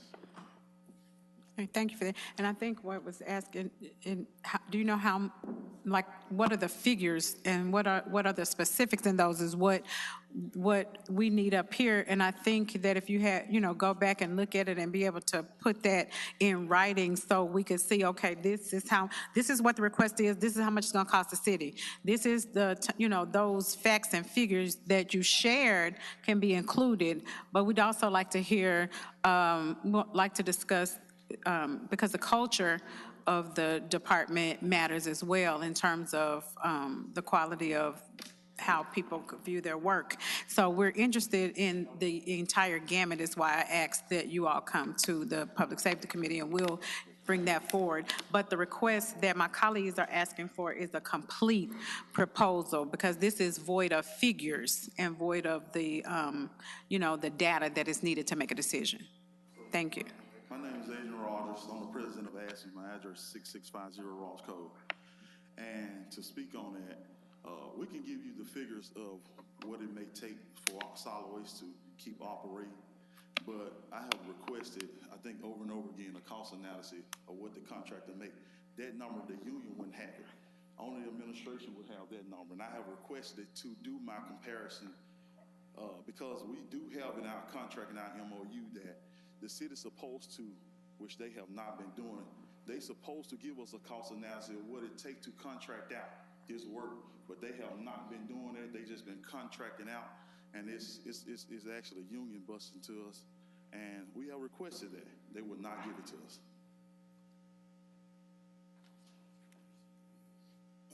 Any other council members before I ask my questions? All right, quick question. So I want to know, I guess on the second page of the document that ASME handed out, I want to know, I guess, how much would this cost the city if we went from bi-weekly to weekly, and how many more additional employees would we need to adequately provide the city of Memphis if we went to weekly? Chief McGowan, you look like you're itching to walk up to that podium. We're always so pleased to hear from you. Thanks, Doug McGowan, Chief Operating Officer, 791 North Graham. So, Councilman, just to refine your request, do you want to know what it will cost the city to execute AFSCME's proposal? No. Or do you want to know the proposal that we would say to go back to weekly service? Yes, that's the question. To go back to weekly service, and I'm assuming we don't have adequate manpower to do just that. So, sure, we'll how many? Go ahead. Number for actually what it would take to get weekly service. But I just want to be clear. You've heard a lot of things today. We never had weekly service. Okay. We had a 21-day SLA because we couldn't get to everything. That's why we made the change, and I don't want anybody to forget that. There was no good old days of every week we picked up everything on the street. That wasn't happening. That's why council demanded that we change. We can calculate a figure for what we think that will be. But I will tell you, that is a dramatic step backwards. I think you've heard in Councilwoman Logan's committee that there is a desire for our community to change. Allowing people to put whatever they want on the curb every week is a big step backwards. We'll be the only city in America that does that. So we're happy to provide the number. I think we should use Councilwoman Logan's committee to talk about how we want to serve our citizens in the future and what results we want for our community. But I'm happy to provide the number for you, Councilman. Thank you. Then I have another question. I guess it relates to provision 1 of this. It talks about ASME proposing 9 crew chiefs positions be added per the 4 prospective areas. In your opinion, how would that impact us, or do we even need 9 crew chiefs? You would be adding 108 new personnel to the total complement that we have, which would be about a 25% increase to our total complement. So take our $77 million budget, you could take some operations out of there, and you'd be close to $100 million. We'd have to figure out what the rate is for that. So how do we get from 9 to 180? They're proposing that you have 9 crew chiefs in each of the 4 areas. That's 36 total. And that they have 18 crew persons each of 4 areas. It's 72 total. 36 plus 72 is 108 new people. Well, not necessarily. I'm not in for a debate with representatives from ASME. I think you're asking me a question. Oh, yeah, go ahead. That's my answer. That's how I got 108. Okay. And then, Councilwoman Johnson, I see your hands up. Maybe it needs to come down. I'm going back and forth with them. But if you got your 100 new employees, we wouldn't have all the contract labor, correct? It depends on whether or if there is a circumstance that will require contract labor, like attendance, like whether we can actually hire those people or not. Okay, so we may be in a setting where we always may need some contract in the event that the employees are not coming to work or able to perform for whatever reason due to COVID, stuff like that we dealt with in the past. Okay, that was my question, listening to this conversation. Thank you. So I guess my issue is this. When we deal with, and I hate to talk about the police department, but when we deal with the police department, we came up with a number. We hired an outside group to come up with a number to figure out how many police officers we would need to sufficiently provide for the city of Memphis to keep people safe, right, in their homes and their communities. Here, obviously there's a need because we're hiring contractors to address some of the, I won't use the word deficiencies, but some of the areas of opportunity in our community to keep communities safe.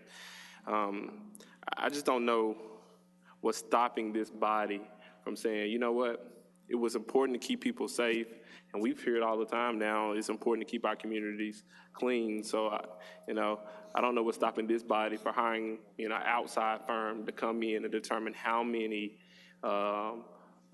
folks who are working in the sanitation department to keep our streets clean. I think that's where we need to be going, because obviously we have areas of opportunity to keep our communities clean. And we're spending a lot of money hiring contractors to do this work.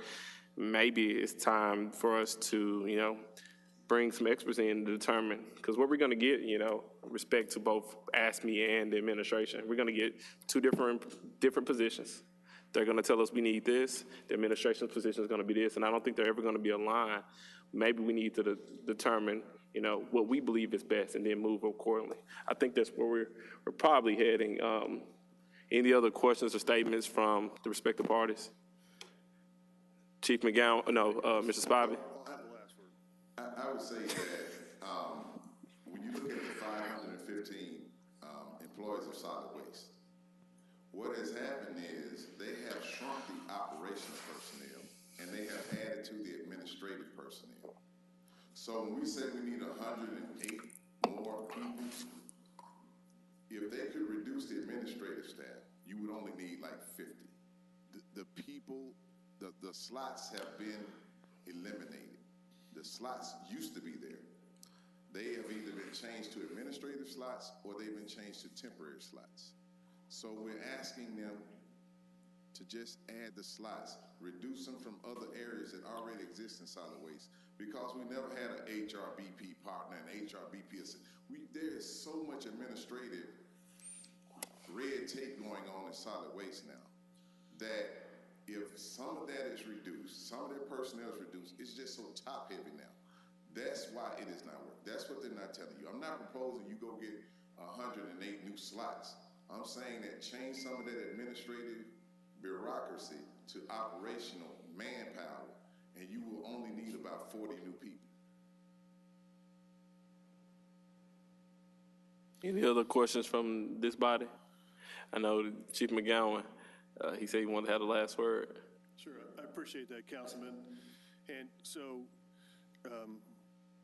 to address several things, yes, it is reasonable and prudent to have an analysis of the number of people, just as we did with the police department. But I want to be clear, there were 4 formal studies conducted for police staffing in the city from companies like Deloitte and the national police chiefs. 4 of those studies, and they came in with several different numbers, and we analyzed all of those and came up with the number. But what we did not do, the Memphis Police Association is not the ones that came forward with the plan and said, here's what your staffing level should look like. It was professionals who had done an analysis based on need and safety. So that's one, and we should potentially look at that. Okay. But what we knew was we were a full-service police department, and we knew what level of service we needed to provide. And what we're arguing here is we have 2 moving targets. What number of people should we have, what mix of contractors, and what's the service that we want to provide? We need to fix something in space, and that's why I'm encouraged about Councilwoman Logan's committee, so that we can fix in place the service delivery model that we want. Based on that, we can determine the number of people and the mix of people that we need to make that happen. I will say unequivocally, we are not trying to privatize anything. We have Area E that is contracted. We're just trying to do what Councilwoman Johnson said, pick up the trash. So let me make sure I understand you correctly. So what you're suggesting is, I guess once we fix the type of service that we're going to provide, or have a definitive level of service that we're going to provide for the people of Memphis, at that point in time, it may be appropriate to conduct, a study to determine how many members we have. And I'm not suggesting a years-long study. I'm just talking about an independent third party that can come and quickly look and say, here's what we believe you need, based on the equipment, based on the model that you've chosen, here's what you need. So, but that doesn't mean that it alleviates from the task of having to pick it up each and every day. So, a couple of other things that were brought up today. We're talking about picking up solid waste. I will tell you that I take exception to the fact that somehow the service delivery model is aimed at other than picking up solid waste for every single person in this city. Every citizen has an equal voice. There's 650,000 of them, and we aim to serve all of them equally. And a myopic view from one particular route or another does not constitute the body of collections that we do in this city. So I just want you to take that information as we have this discussion. The second is that there were several discussions about equipment and pensions and other things that are not pertinent to this. We haven't purchased a vehicle without air conditioning since 2015. Shake your head if you want. 2015, we haven't purchased a vehicle without air conditioning. I want to talk about funding their pension. Before this administration came in, asked me whether the solid waste workers were under Social Security. They now have that plus a 457B plan that we crafted specifically for them to make sure that they have a full, healthy, and livable pension. There's some axe grinding going on about things that happened in the past, questions that have been asked and answered repeatedly and brought up here again under the guise of they don't want to fund our pension. Nothing is further from the truth. This administration and this council made sure that there was a pension plan in place to complement Social Security specifically for these individuals. And I take exception to the fact that as they try to bring forward a proposal, that they would throw that back in your face and our face. So with that, I'll end my comments. Thank you, Chairman. I knew you were going to be with me, Councilwoman Johnson. I don't know where I would be without you. Councilwoman Johnson, the floor is yours. Thank you, Chair. I think we've heard a lot, and there's a lot of information that has to be verified. And I think we need to refer all these concerns to that committee the Councilwoman Logan has, and ask her to deal with a study, ask her to find the truth about different subject matters so we can put everything to rest. But there's no need to start all over again when we already have a committee with the objective to try to find what's the best way to clean the city up. Well, thank you, Councilwoman Johnson. Closing remarks and benediction? Okay. I think we know where we are and where we need to be going. Councilwoman Logan, I'm sure you're in the building somewhere. We're gonna put some more on your plate, particularly as it relates to discussion of solid waste and how we can expedite beautifying and cleaning up our city. I think my request, and I think the request of the rest of this body, is for you to take up the mantle and keep on running. So what I would like to see happen, I can't speak for everybody, what I'd like to see happen, speaking specifically to the administration and to ask me, there we go, Councilwoman Logan. Going forward, can you all direct your inquiries to Councilwoman Logan and her committee? Because what I would like to see going forward is, because, my mind is, I think the way that we did it with MPD, it worked. We came up with a number, and it was an independent number.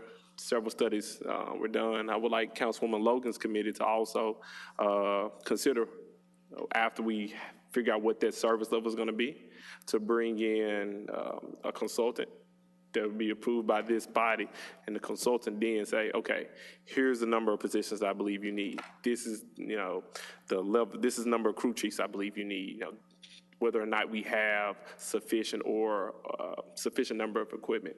I would like for her committee to address those issues going forward, and then hopefully we're not talking about something that takes 10 or 20 months or so, but something that takes, can be done as expeditiously as possible. Can you do that, Councilwoman? Absolutely, Chair. All right, so thank you all. We're well past time, and we started late, so blame Councilman Covette for that. And with that, this committee is adjourned. Thank you all.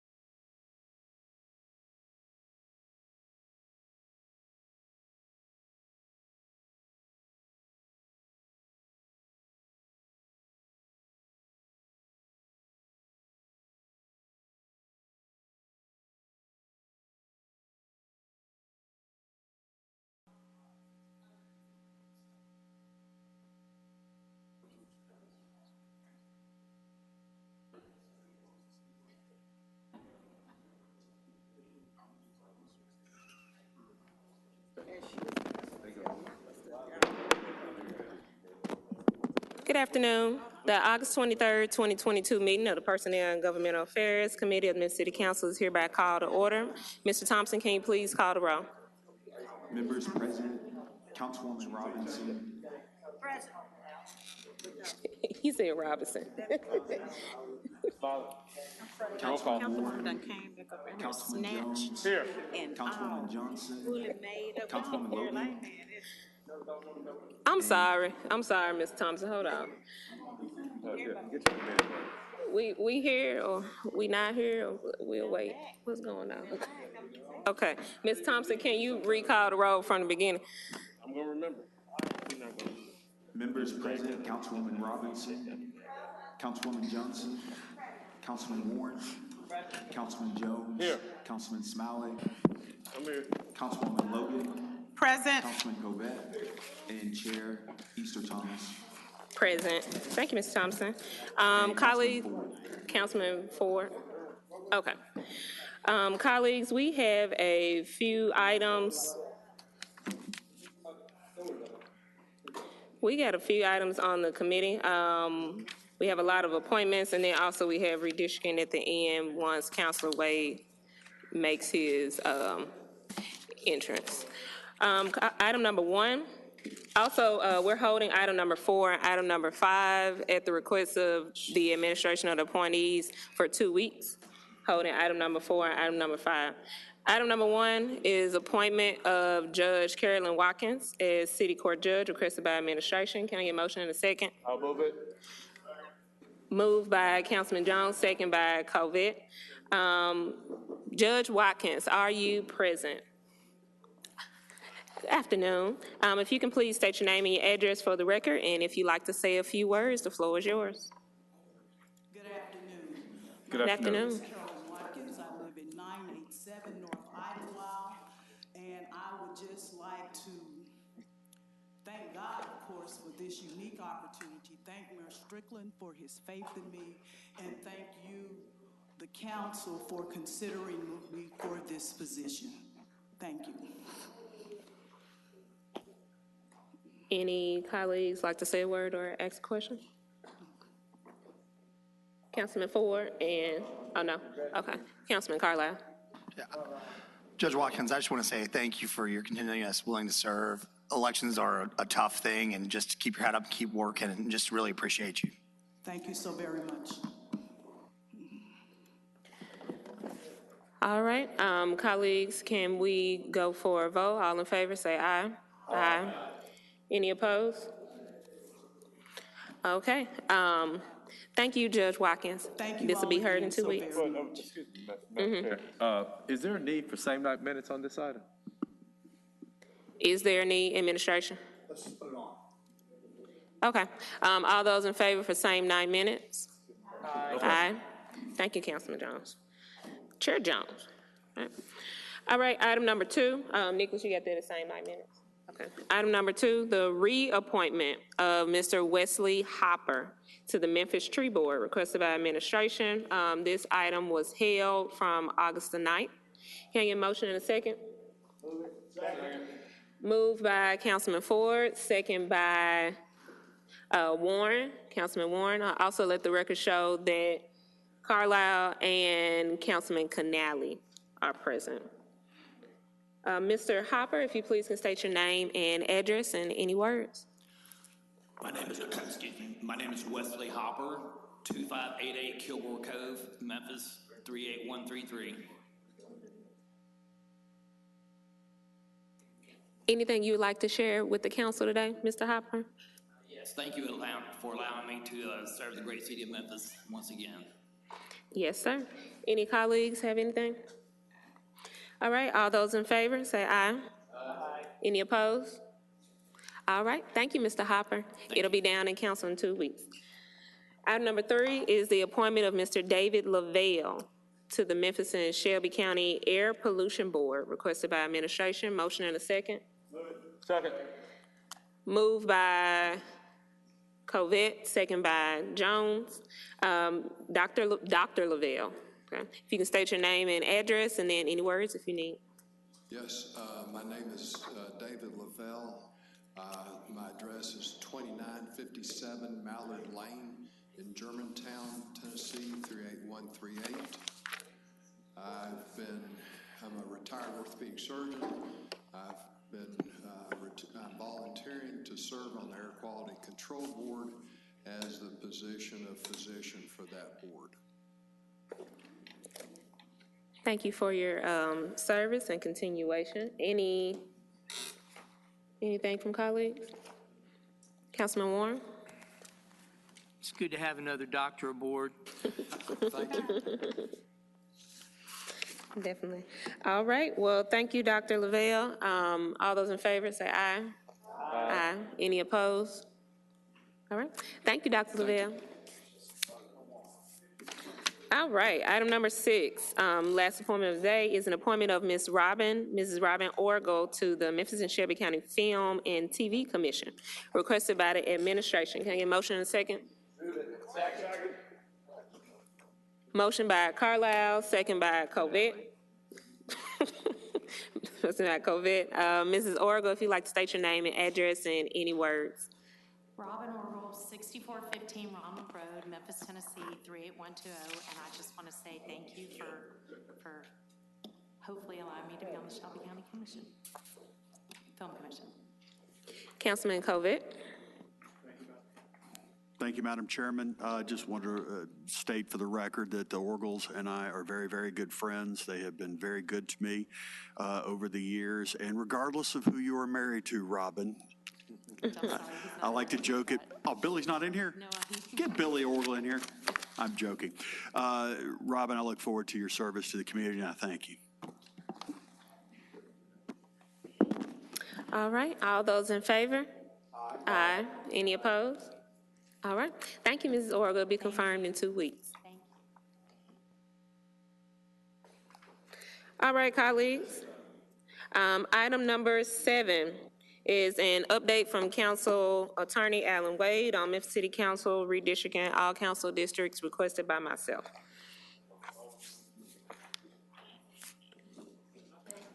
Yes, sir. Afternoon. Turn away. Your turn. All right.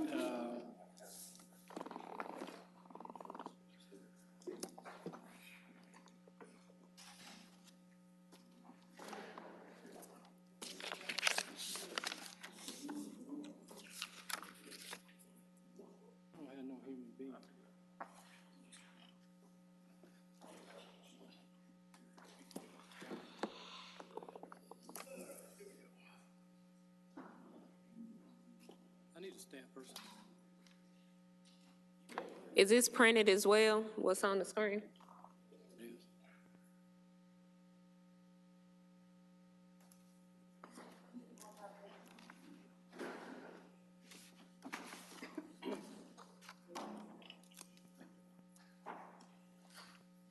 Give one to everybody who's present.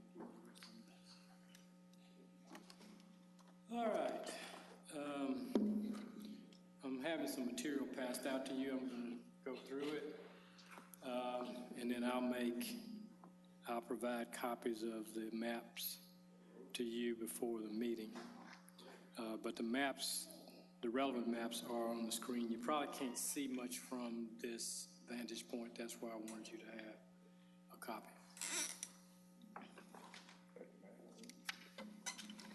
All right.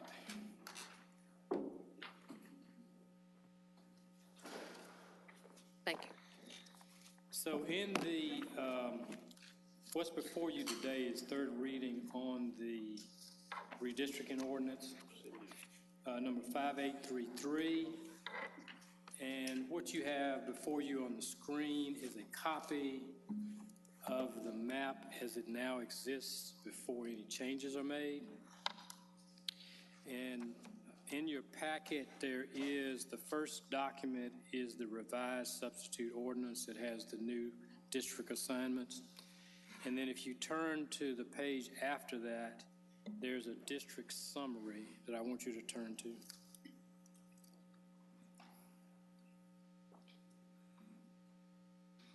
And that district summary has a summary of the population numbers for each single member district. This is the current configuration, and it basically shows that the total population in all districts is 633,102 people. The average population of the 7 districts is 90,443. Under federal law, your population has to be within 105% of the average or 95% of the average on the low end. Based on those constraints, there are 2 districts that are not compliant, that being District 3, which currently has 100,000 plus people, and District 7, which has 82,000 people. That's 90% of the average for District 7 and 111% for District 3, which means these districts are not in constitutional balance and have to be adjusted to be as substantially equal as possible within those limitations. All right, so the map that you have on the screen basically shows the current configuration of those districts. And while you can't tell it from this map precisely, there are 26 different split precincts, meaning there are precincts which are divided between 2 or more council districts. For example, District 407 is split between, Precinct 4-07 is split between Districts 2 and 5, meaning they have 1 polling place, but the people in that precinct will vote. They'll get a card saying you can vote for Worth Morgan, or they'll get a card saying that you can vote for Frank Covette, and it's confusing. All right, so if you turn the page after that summary, you will see a listing of the precincts that are split. There are actually 26 of them. This chart shows all 26 precincts and the districts between which they are split. So, you talked about you wanted an education on how to do this. This is like counting beans 101 to the nth power. Essentially, what we had to do, first of all, is wait for the General Assembly to complete its work, because they redistricted all of the state and Senate districts. That carved up existing precincts and split a number of them, and that's why we have 26 splits. They then required that you have a numbering system which coincides with their numbering system, which required the Election Commission to combine and consolidate a number of our existing precincts into larger precincts. That's why you ended up with 26 splits.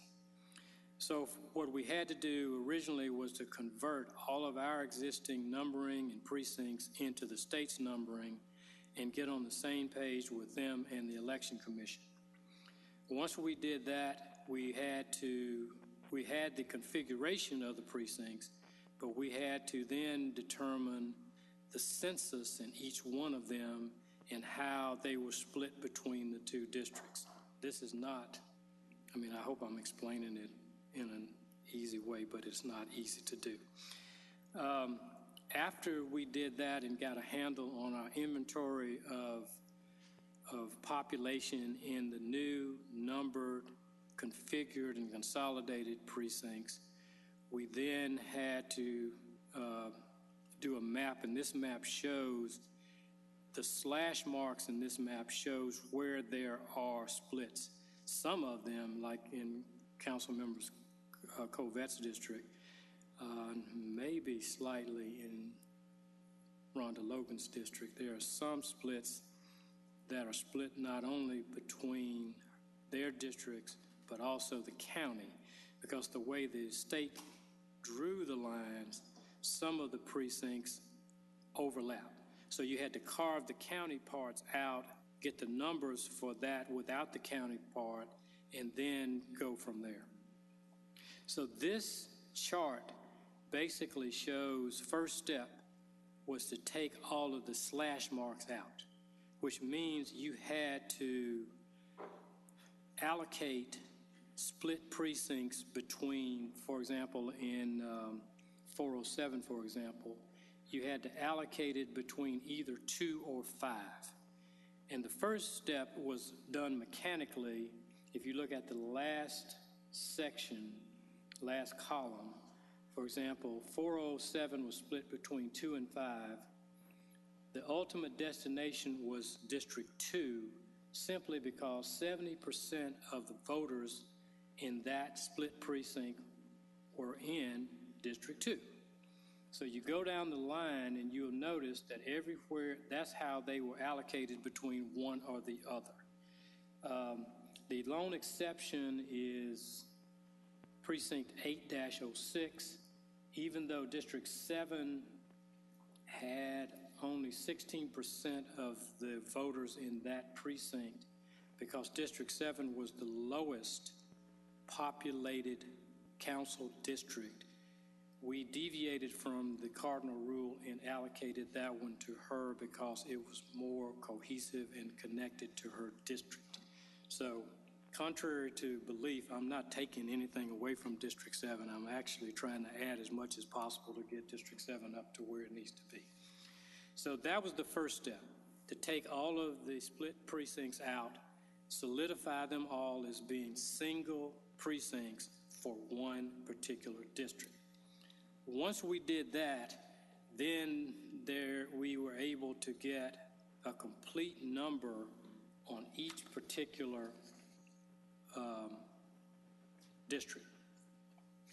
That then required, because some of them would have been over, some of them would have been under, the removal of the split precincts did a lot to equalize the districts so that they were pretty much substantially equal. There were some deviations, and then the next step is always one which is based on judgment, based on where we think precincts should be moved from one district to another. And what you have after that chart is a summary of where we ended up, which shows that all of the districts now, while not as close to equal as it possibly could be, they're all within constitutional boundaries now.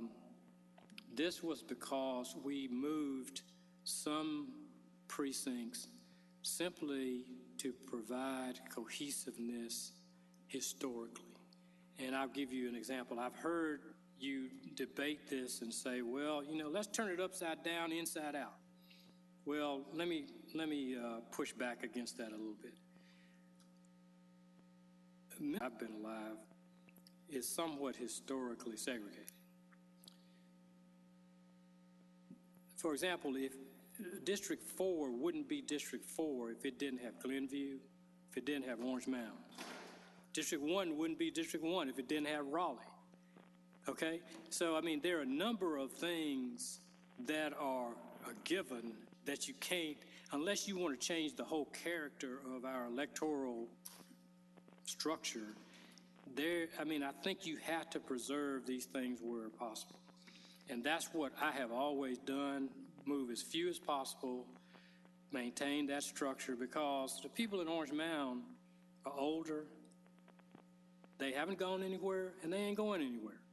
If you put them in District 5, that's going to be a problem. Okay, if you put people in Glenview in District 1, that's going to be a problem. That's not how we roll. Unless you want to roll that way, if you do, we're going to have a lot of problems, and I would safely estimate that a lot of you would get a lot of pushback from the citizens and may not be up on the dais anymore. But anyway, that being the case, what I've done here is given you a snapshot of each district, the precincts and the total population, and this process has yielded, in my opinion, and remember, we have the overarching requirement of the consent decree that we maintain as many, a majority of the districts being at least 65% or more African-American to ensure that African-American population will be proportionally represented on the council.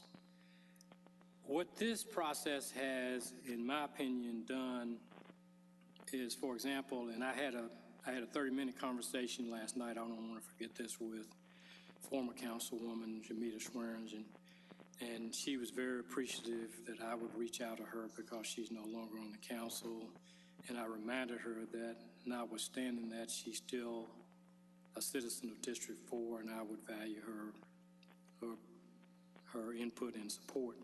And so we went through the changes that I made to District 4, and basically what I did after consulting with Councilwoman Robinson, is gave District 4 two precincts, I think it's 1104 and 1102, which are in the Kimball Road, Middle Baptist Church area. It's not in Hickory Hill, but it's in it's like west of Mount Moriah. Those, and then I also took 1311 from her and gave that to District 5, which was predominantly white. Those two districts that I added to her were predominantly, overwhelmingly African American. And then I moved 1006, which is the Alcee Road area, into District 6 because District 6 was short on population. And the net result was that District 4 ended up going from an African American population of about 63%, which is a 2% below the threshold, to now 71.2%. It also accomplished one of Councilwoman Robinson's objectives, which is to reduce her footprint, which right now geographically is the largest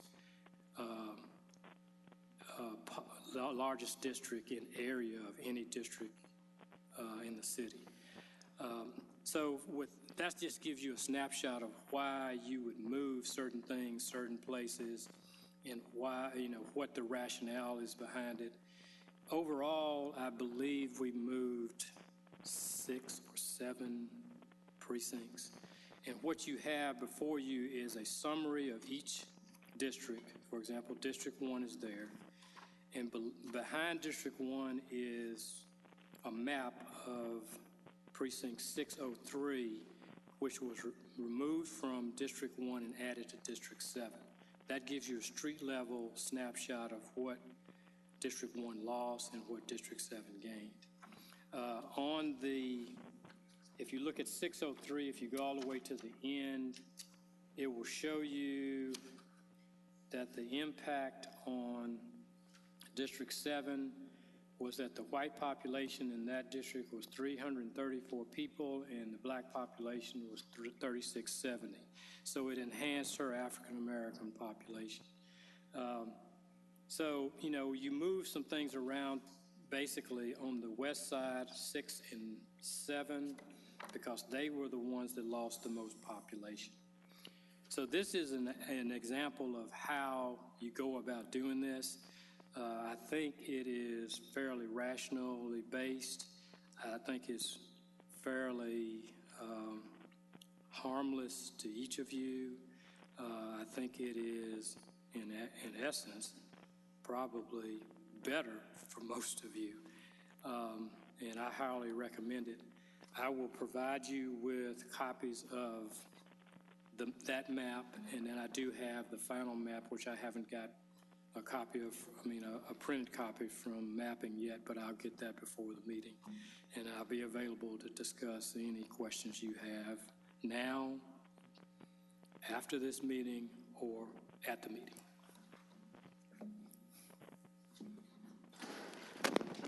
Thank you, Attorney Wade. Colleagues, do we have anyone with any questions? Yes. Councilman Jones and then Councilwoman Johnson. Okay, so, I still, this is the type of discussion that I think that we should have had on the front end before we're being asked to approve this on third reading.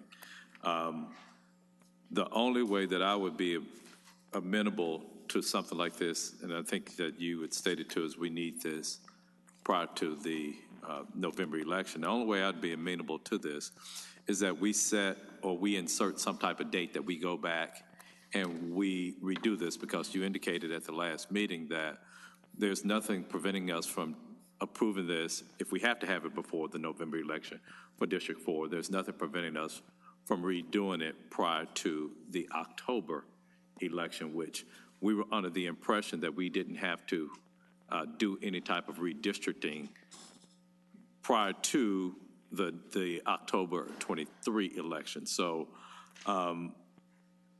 those are just my thoughts. So if we did approve this, how soon after that November can we come back to the drawing board for this? Because it's up to you. You'll have all the elements in front of you tonight. You'll have everything that you need to make whatever suggestions you want to make, and you can convene anytime you want to after the November election. Okay. Thank you.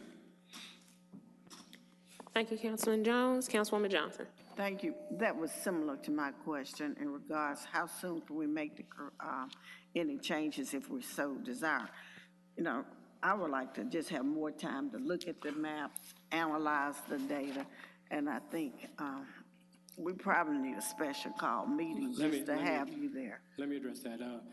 The only matters on the November election is District 4. District 4's former representative is cool with the map as far as that's concerned. So I think that's a foregone conclusion. We can go forward and let that election go forward. And then after that, y'all can come back and say, look, I want to move this to here or that to there. And we can look at the impact of it, make whatever adjustments we need. But, you know, I think I've talked to 1, 2, 3, 4, and Jamita. I mean, I hadn't had a chance to talk to everybody, but I'll be glad to talk to anybody that wants to.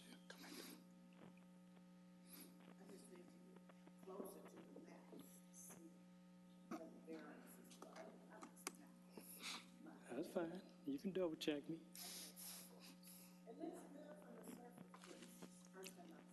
Okay. You good, Councilwoman Johnson? Okay. Back to Councilman Jones. Yeah, thank you. I think you were saying special call meeting. I think that we can have just a committee meeting, and I would hope that the council will be open to that. You can have it in your committee and have the whole session be nothing but that. Well, I'm still thinking about just from the time. I don't think that, I'm just of the impression. After the election, you can allot as much time as you like.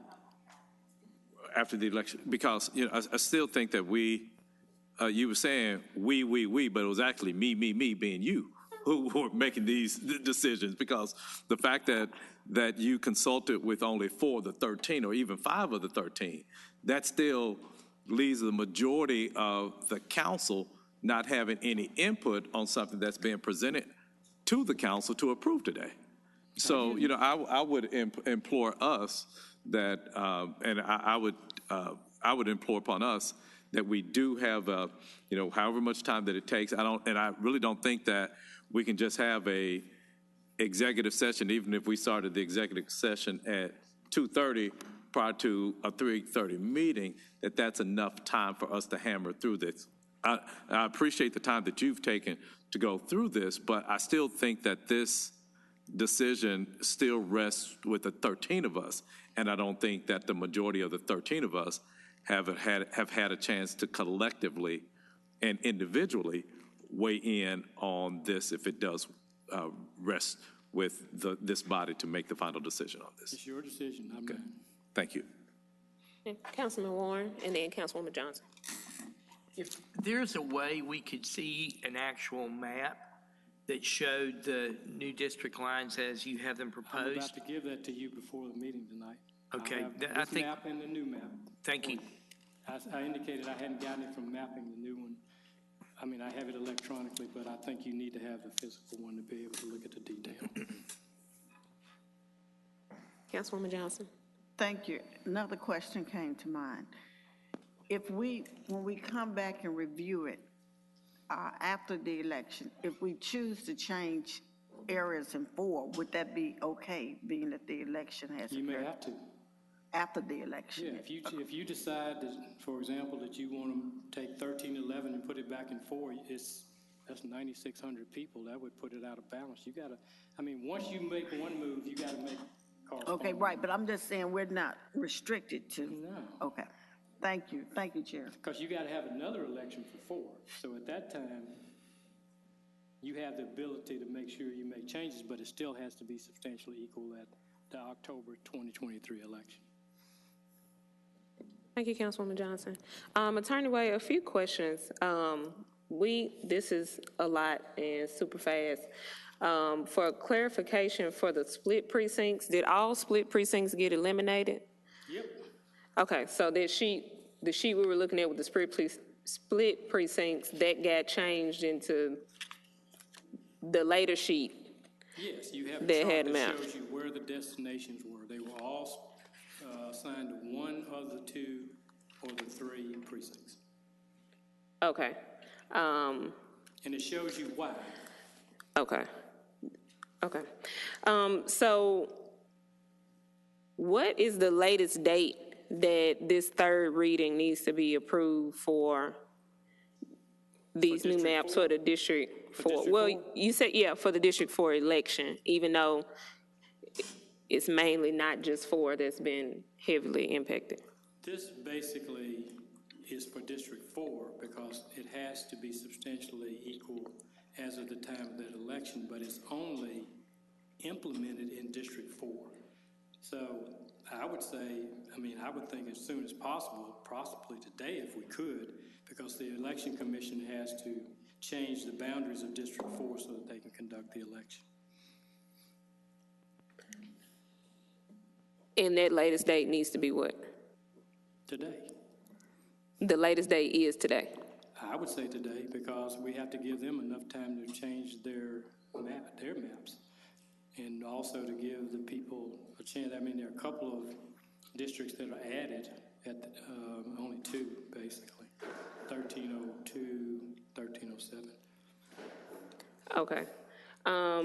So, colleagues, it seems as though it's pretty straightforward for 4. Although I will say, if we remember when we were asked about a redistricting committee so we could really understand what was going on, and a lot of questions today is about what folks don't understand. Also, if only a handful of council members were actually reached out to, and it seems like those council members don't have the biggest changes, I just find it odd that which you kept saying District 7 and District 3, but District 7 wasn't communicated with. So I would really just like some understanding on that, which I can't gain today within the time frame that we have. So when we do have this special, I think it needs to also be a special committee called that's just for that, as Councilwoman Johnson said, so we can really understand the changes that are made. And some council members may not care as much as others because their districts aren't affected or they're super districts, so they're gonna get them all anyway. But as for me, I care. Especially since mine is a heavy one. I'm just making it known. So I ain't get a call, text, email, nobody dropped by my house, knocked on the door. But it's a heavy implement when you go from 90% to 98% in one district. So I just want to make sure it's clear because a lot of folks will be asking constituents and others who are concerned about this redistricting process. So any colleagues have any further questions? Councilman Jones, and before Councilman Jones, so this is going to be heard at 3rd reading. Thank you for this hefty packet, and hopefully we get some more clarification later. But when we have that special meeting called, I just want to implore everyone to make sure this isn't done in haste and that everybody takes their due diligence as much as they care to look at their own districts because this is important and will be set in place for the next 10 years based on census data. And then I have another question, but Councilman Jones. Mr. Wade, the filing deadline has passed for people who want to be on the November ballot.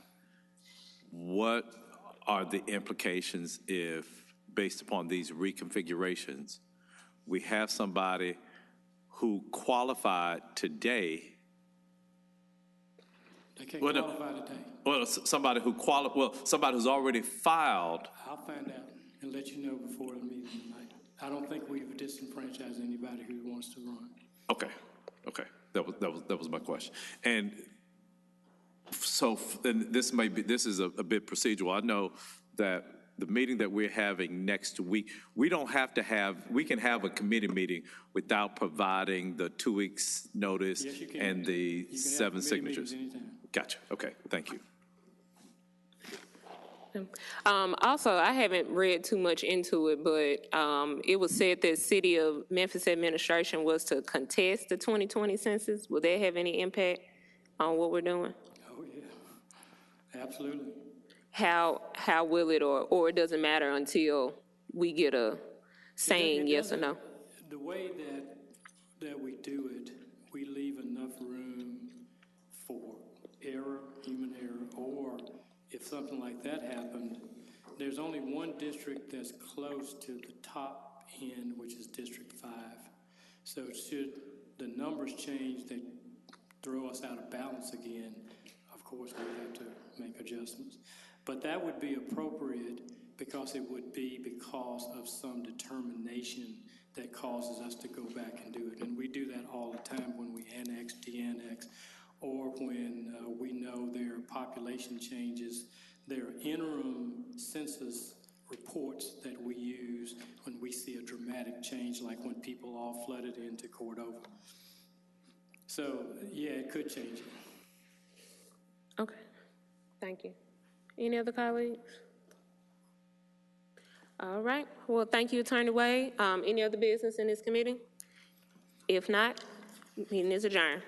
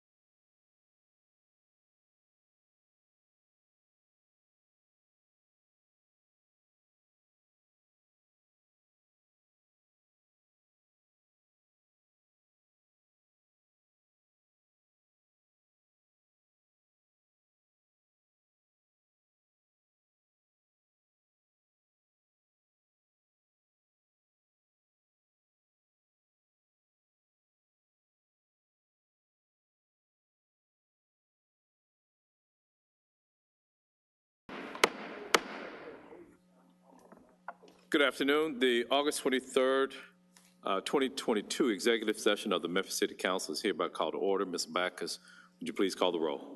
Thank you, Mr. Chairman. Councilwoman Easter Thomas. Present. Councilman Canale. Here. Councilman Ford. Present. Councilman Smiley. Councilwoman Johnson. Present. Councilwoman Robinson.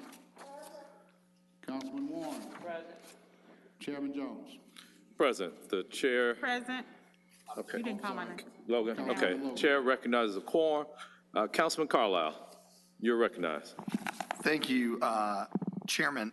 Colleagues, I'd like to introduce a resolution to amend the council rules of procedure to amend section F-45-b of the council rules of procedure. Long story short, if you'll flip it over on the back, you'll see what we're really trying to accomplish here. We've had several amendments to the grant program come through. There are very rarely objections to them, and they end up going same night minutes and added on, and so we have multiple votes. This will allow any of those resolutions to go to the fiscal consent agenda that evening. They can always be objected to and pulled off. It very rarely happens, but I'm hoping this will save us some procedural time. And with that, Chairman, I so move with same night minutes. Okay, has been moved by Councilman Carlisle, seconded by Councilman Ford. Is there anyone that wants to be recognized to speak on this item? Okay, seeing no's, all those in favor, please signify by saying aye. Aye. Any opposed? Okay, that item has passed. Thank you, Chair. You're welcome, sir. Colleagues, we have one item on hold this afternoon. That's going to be item number 2. It will be held until September 13th. And that brings us to our add-ons. We have 9 add-on items for this afternoon. Item number 23, that's a resolution requesting the Division of Planning and Development study opportunities for incentivizing removal of non-conforming off-premise advertising signs and propose zoning amendments to create a program addressing and encouraging removal of said signs. That's all council districts, sponsored by Councilman Smiley. This item was inadvertently left off the full agenda, but received a favorable recommendation in P&Z at the August 9th, 22 meeting. Number 24 is going to be a resolution to accept, allocate, and appropriate funding in the amount of $1 million for Shelby County 911 Emergency Communications District Board of Directors for the CAD Hexagon installation and maintenance fees, all council districts, sponsored by Fire Division. And there's a request to add this to the fiscal consent agenda with same night minutes.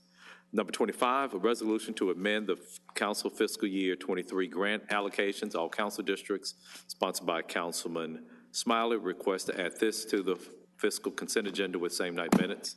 Number 26 is a resolution to amend the council fiscal year 23 grant allocations, all council districts, sponsored by Councilman Ford, with a request to add to fiscal consent agenda with same night minutes.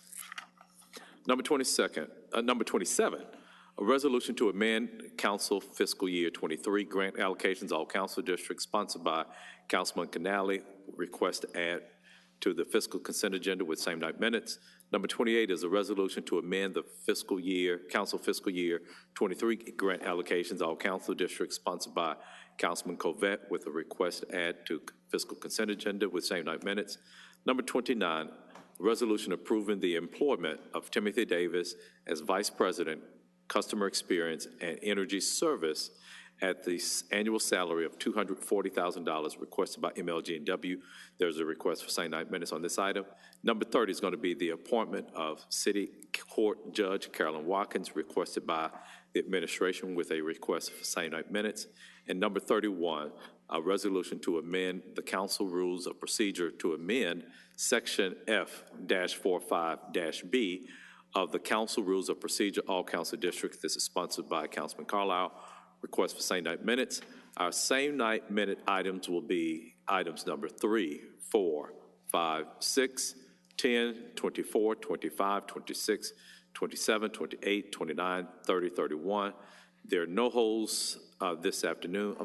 I'm sorry. Okay, item number 2 will be held. And so once again, our add-on items are items number 23 through 31, and our same night minutes will be 3, 4, 5, 6, 10, 24, 25, 26, 27, 28, 29, 30, and 31. Is there any other business to come before the executive committee? Seeing none, I will see you guys and ladies at 3:30. It's 3:05 now. This executive meeting is adjourned.